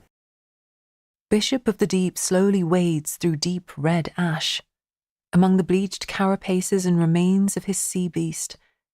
When you approach, he turns toward you and with great difficulty seems to recognize you. Then he tries to say something, but he can't seem to find the words. Only now you see he is a shadow of his former self, a simulacrum made of Cradle's essence. Yet you have no doubt he may still be extremely dangerous. Okay, so we can fight him, negotiate with him, gain his attention, or run away. We have part 5, so we can do it. You try catching Nonus's attention without a visible result, at least until you take out the coral relic you found in the Ashen Plains. A small red dot of reflection glints in the King of Ruin's eye as he turns toward you. He follows the movement of your hand, seemingly interested. He starts moving toward you, his crustacean legs clacking against the stone. Okay, so we're going to lead him to the cradle, I guess? Yeah. You lure Nonus toward the cradle, and he follows, enchanted by the idol in your hand. But when the stone elongated limbs emerge from the crimson liquid, the King of Ruin stops in his tracks. His mouth is slightly ajar. His tentacled arm goes limp. I came here, Nonus mumbles. I came here to free my people from our pathetic gods. Why did they create us if they were so ashamed they put masks over our faces? Fomorians should stand proud, showing their visages to the world. I came here in search of an entity of which I dreamed, an entity powerful enough to replace our gods. But all I found was another god that would enslave us in a different yet similar way. I was a fool. I won't make the same mistake twice. Nonus shakes his head and turns around to return to his wasteland. Move all party members to the cradle. Didn't say to get rid of him or get his essence or anything. Oopsie. Okay, so now we interact with the cradle, I guess? I guess. Man, if we just missed out on his essence.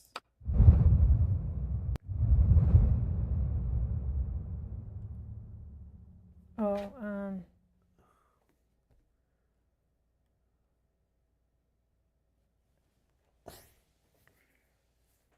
Yeah, I don't know what just happened there.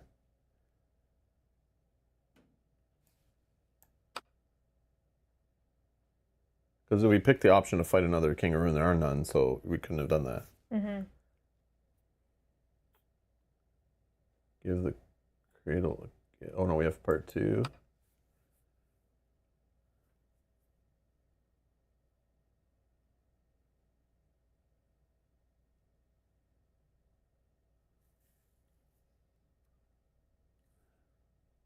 So do we ask for a waystone then? So, because this is going to turn over and we don't have any more energy to go in. Seriously? This can't be what's happening.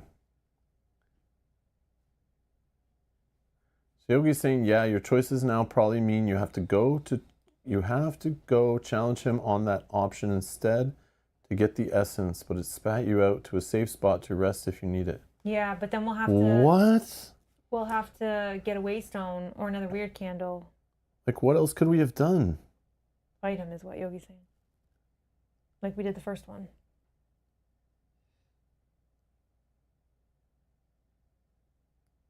Yeah. Oh. So unlike the other guy, I see. Oh, we can rewind it and challenge him. Yeah, I see. So there's no way to sneak around him. We have to challenge him. Seems like it. I get it, because there's no other King of Ruin to throw him at. Yeah. I see. Sure. We're just back, whatever. Challenge him. Oh my god. It's 169. 169.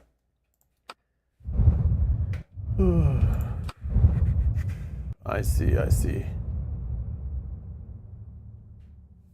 just thought throwing him back at the cradle would be like kind of like throwing him at a King of Ruin, where like something at the cradle would then like get him and turn him into his thing. That's another way like we earn to just like bypass the fight. But it did not do that. Okay. That's why I'm not understanding. So we do this. Do we have 8 now? No, I think that 8 is the only... Hold on, one sec. No, I don't think so. What's it? Remove a marker, right? I don't know. That's fine. We're going to challenge it. Oh, we probably missed that before when it told us to remove the marker. I think it said that, yeah. Yeah, it probably told us and we just skipped it. That makes sense. Okay, so challenge him. Okay, difficulty 2. No news. No news combat difficulty 2. It's a purple encounter. 35. Weather shifter. And a bunch of stuff. Okay. No news says unique trait corresponding to his weather deck. Used by his trait. Find secret cards 177 to 181. Place them to the left of Notice encounter in the following order. 181 on top. Okay. 179 is next. Do we have Bishop Sins Part 2? Don't remember. No. If you don't, put 177 on the bottom. And that is all. The rest we don't need. Okay. Okay. Each character with a gold thingy on their character tray draws an additional card at the start of the encounter. Then discard all gold tokens from your character tray. Maybe if we'd fought him before or something. Sure. Important before resolving the encounter, familiarize yourself with his rules, which is all the weather crap, right? And we have Forbidden Land Part 1. Yep.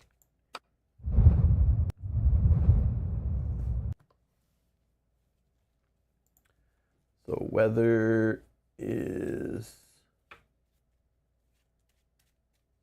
Trade announces that the encounter will use known as weather deck. Tells you which cards to use. After delayed ability step, the first activation, place a top weather card face up and resolve its when played effect. After the last timer is removed from the current weather, discard it and draw the top weather card from the weather deck. If it's empty, first shuffle all discard weather cards, create a new weather deck. Whenever you shuffle the weather deck during a no-news encounter, shuffle all cards in the sequence and discard piles back into their decks. Each party member loses a health and gains a terror. Great. Okay. Shuffling my deck. Thanks, nothing happens. All right. I am going to use this full ability. So I already start with 1. You may pay 1 magic to gain 1 more and draw a card. I feel like this is the last fight. Yeah. I really, really do. Yeah, we could have, if we did it right, we would have had the first one go attack the next one, then the next one attack the third one, then we just have to fight the last one, which is weakened because he had to fight, and oh, I got my weakened card again. Okay.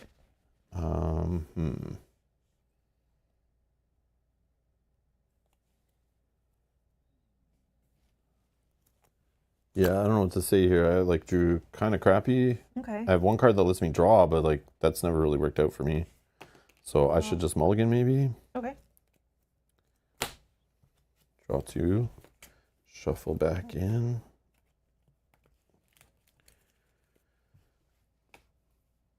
Okay.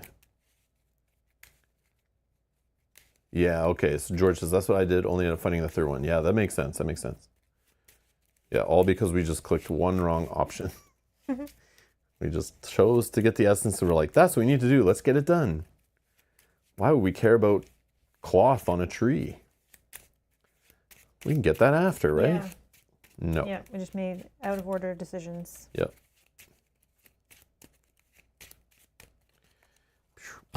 Okay. So this guy needs 35. Jeez. What's the weather doing on the first one? Whoever's going first, whatever. Weather. This one is aggression requirements are 1 lower, but practicality are 1 higher. 4 timer on the token. After resolving all delayed abilities, remove 1 from the card. If the sequence ends with the fishy, remove 1 more.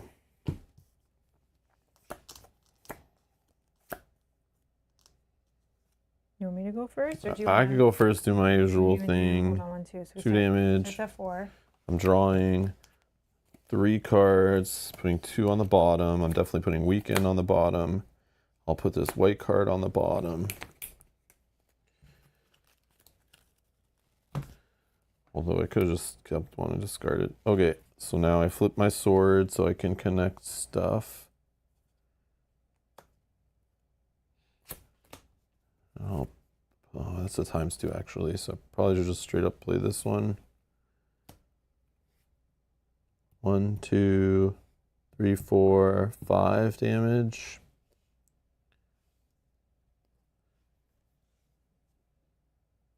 And that's all. Okay, so he'll rip up both cards, and then we both take a damage. Okay, but I block both of it for both of us because I have Protector. Yeah, this one is also gone. Oh yeah, I should have this. Nope, I just put that. This one is also he rips gone. up too. Oh no. Whatever. Is that 9? Okay, sorry, so then...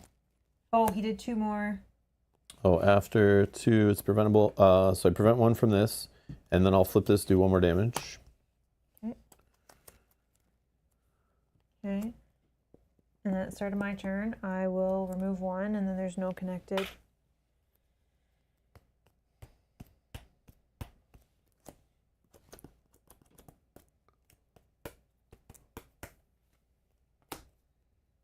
just start with that one. That does 1. And then I play this one. This will go away, don't worry. That's 12. If you gained at least 2 of this card's bonuses, which I did, Yeah, you prevent 3 damage. Okay, so at 12, he's going to do 2 damage to both of us, which I prevent that, and then place 1 token on the current weather. This weather's actually not the worst. I know. And then 2 damage. I prevent 1 and... Take 1. I take 1 less because of that card. Okay. Well, you got to discard a card to lose 1 less. Sorry. From the top of your deck. Top of my deck. No problem. So fill up your discard pile card. Yeah. Okay. And then this card goes away. Oh, double distance. Look away. Close your eyes. Says, hi guys. I bought the game after your streams. Now I'm finishing 2nd chapter. Close your eyes. Close your eyes. Close your eyes. We're literally in the middle of finale. Go away. Go away. No spoilers. No spoilers. Run. We appreciate it. Hit the like button before you leave. Thanks. See ya. Okay. Spoilers, spoilers, spoilers. Then we draw. Hope you enjoy the game, though. Draw. Okay. Draw. Okay. And then I don't know who's better to go.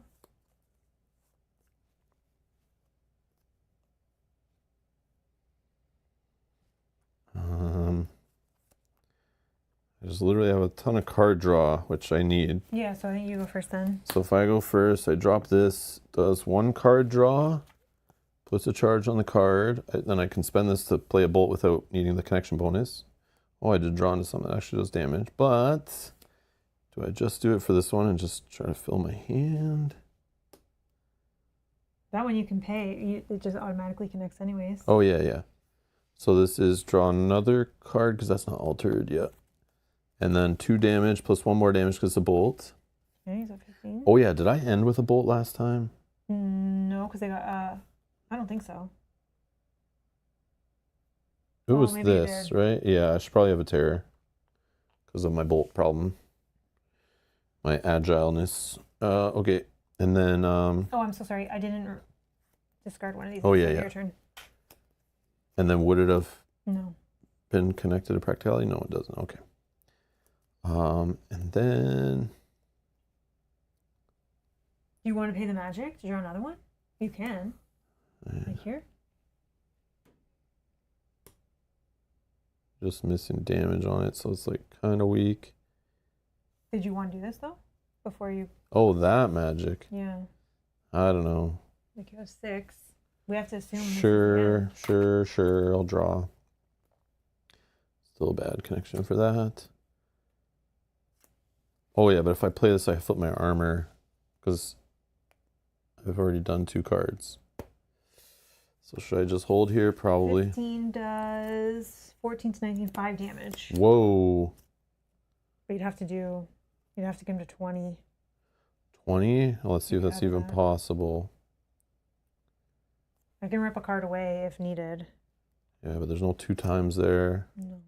But I'm literally holding like double red on the bottom, which would be sick, but I don't even have any either. 5 damage? I don't know about that.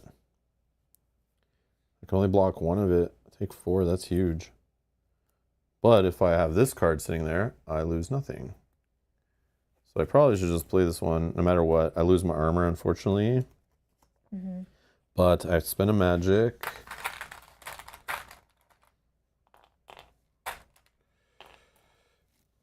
I draw one card. It had bonus connections. And it's not a bolt. Okay. That's good then, right? Because then you won't lose any damage. Yeah. Like I could keep going, but it's like, let's not get crazy. So maybe you can drop it 2 times or something. But I'm literally now holding all damage dealing cards. Like I can kind of get some stuff going. But all right. Okay, so 15 damage. He is at 14 to 19, so 5 damage, which you don't But I don't lose any. And then that gets This goes away. Okay, and then my turn. Do you have anything So else? your turn, you remove one of these. yeah. And then there's no practicality connection. Correct. I need to draw.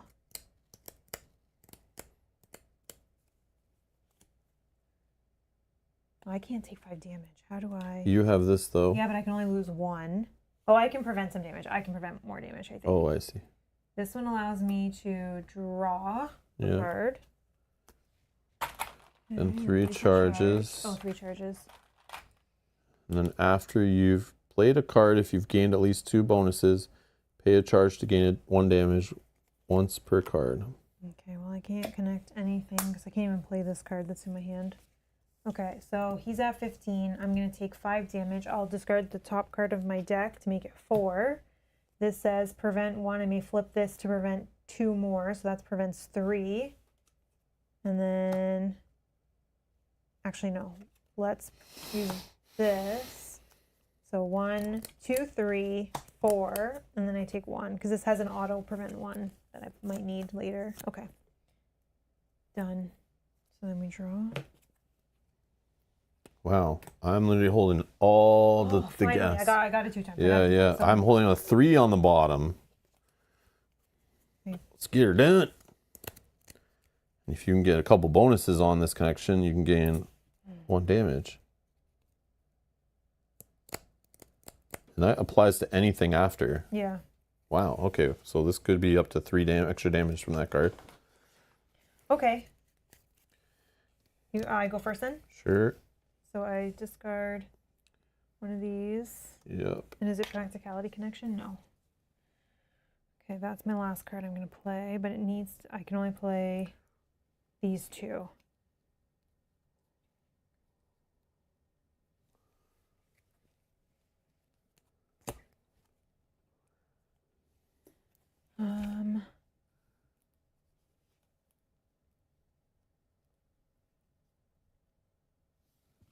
No, that one won't even do anything. I think I just straight play this and then I might have to take some damage. Oh, you have no way of getting him above 19? No. No. Oh, no. I can deal 1 damage with this if I pay magic. You just run and leave me in the fight? Yeah, I can with this. I don't know if that's a good idea, but... Yeah, I can with this. I can play this just as my first card.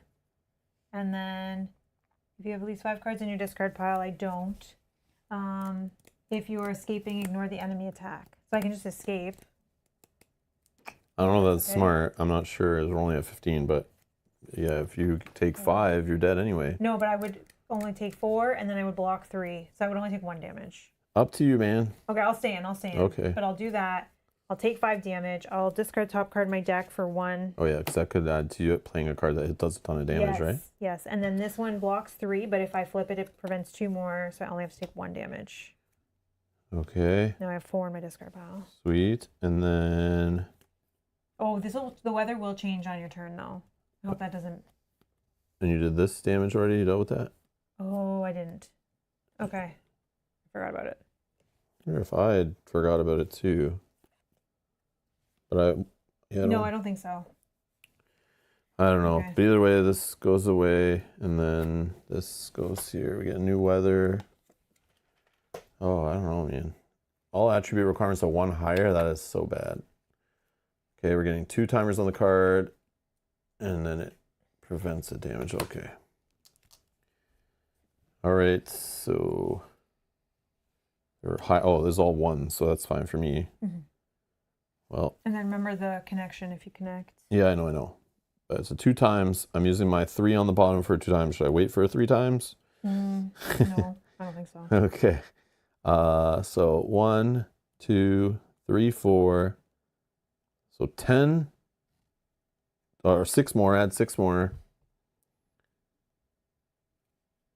And then add 1 more from the being a bolt. You can't play this card as the first one during your activation. Oh, okay. Good thing I read that right now. Get the hell out of here. So I have to connect it off my turn only? Okay. Scratch that. Well, 11 damage. No. Play one of, so sorry, you did 11? So who's that? Yes. Okay. Take off 11. So sorry, going back to 15. Then you Yeah, play I can play a card different one. first. Yeah. I can play Heart Piercing Bolt, which is 1, 2, 3, 4, 5, 6, 7 total. 7. Okay. Then I can rip it because I'm still in. Yeah, Now you can play that one. but only if I discard one of my other ones. No, can you do this? Oh yeah, thank you. That could. Oh wait, and you got. Oh yeah, I connected at least 2 bonuses, so 1 more damage. I spend a token off there. Okay. Then I play this one. And we know it does 11. 11. And then. And then add 1 more from this attack. Oh, We did it. win. We did it. Okay. Sweet. Sweet deal. There's your card, there's your card, there's my card, there's my card, that's your card. Some of mine are really good to set you up. Yeah, obviously. 2 timer tokens, go away, discard pile. I'm gonna flip all my items back. Oops.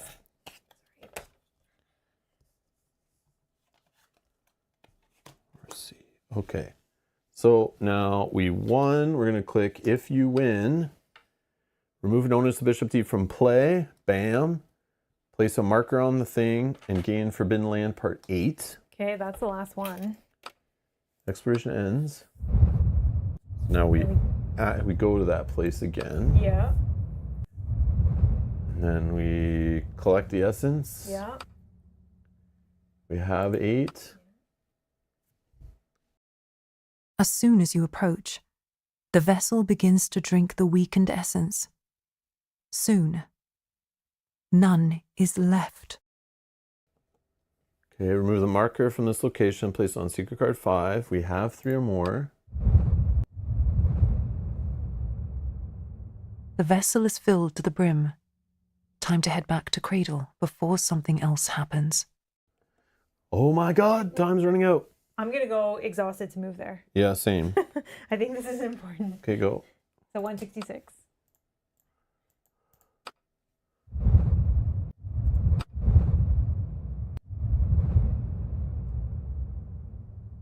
We have 3 markers. Carefully, you step over the cracks and bumps of the ancient stones that cover the shores of the cradle. Both of your hands holding the vessel, now filled almost to the brim with red bubbling liquid. Even though the essence seems to stick to the sides of the cup, you do not want to risk spilling it again. Seeing you approach, your four-dweller ally stands up. You feel his joy directly in your mind, but as you come toward him, your eye catches the sight of the black ball lying behind one of the pillars. The Veracity, a vortex brought by the Four-Dweller Tribunal to consume the essences of the Kings of Ruin, is still lying there. For a second, you hesitate. So all characters join this exploration. Important, the following decision will lead to the conclusion of the game. Feel free to discuss until you have a choice all players agree with. Select action. Return the essence to the cradle. It will regain its full power. It may then grant both you and the Four-Dweller whatever it is you seek, or feed the essence to the Veracity. This will go against all your efforts so far. The cradle will be forever weakened and your quest may be doomed, but at least you won't have to bargain with this entity. Do you have a preference? I don't know. I would choose the top one. Yeah? Yeah. Yep. All right, let's do it. Let's give in to the demon.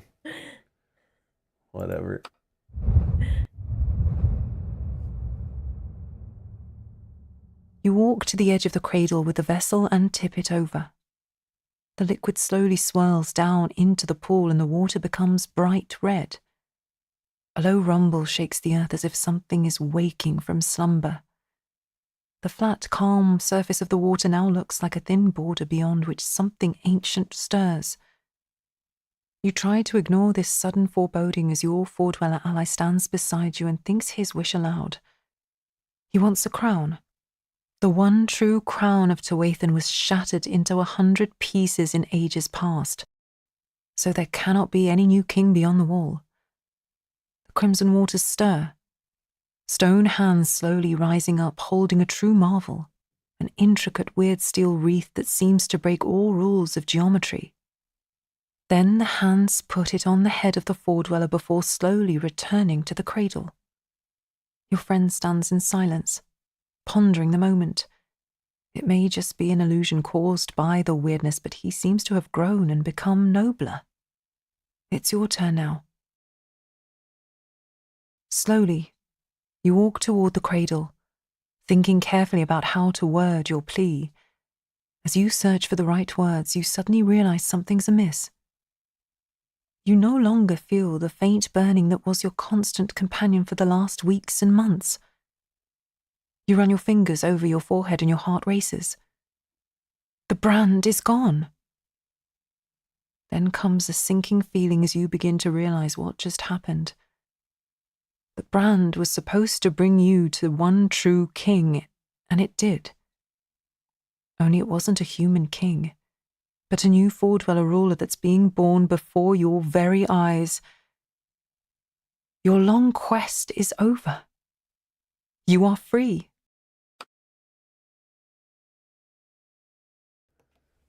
Congratulations. You've completed the final chapter of the King's Ruin campaign. If you have the Avalon's Future Part 8 status. No. Part 9? No. Otherwise. In the heart of the Forbidden Land, your four-dweller friend stands tall, a crown of Tuathan on his helmet. You stand by him, freed from your curse, but with a head full of confused questions. Then, the new King of Tuathan speaks again in your mind. He offers you a choice. He can escort you anywhere you wish, and other four-dwellers will no longer dare to stand in your path. You may now continue your road east to the other lost part of Avalon. You may return west to your homelands and any things you left behind. But he has another suggestion. He'd like you to stay in Tuathan and become a member of his new court, an ambassador of humanity, and an advisor that will help forge new diplomatic relationships between the four-dwellers and the human realms. What say you? The king asks. We can raise you a palace in the Eternal City, free of weirdness with anything you wish.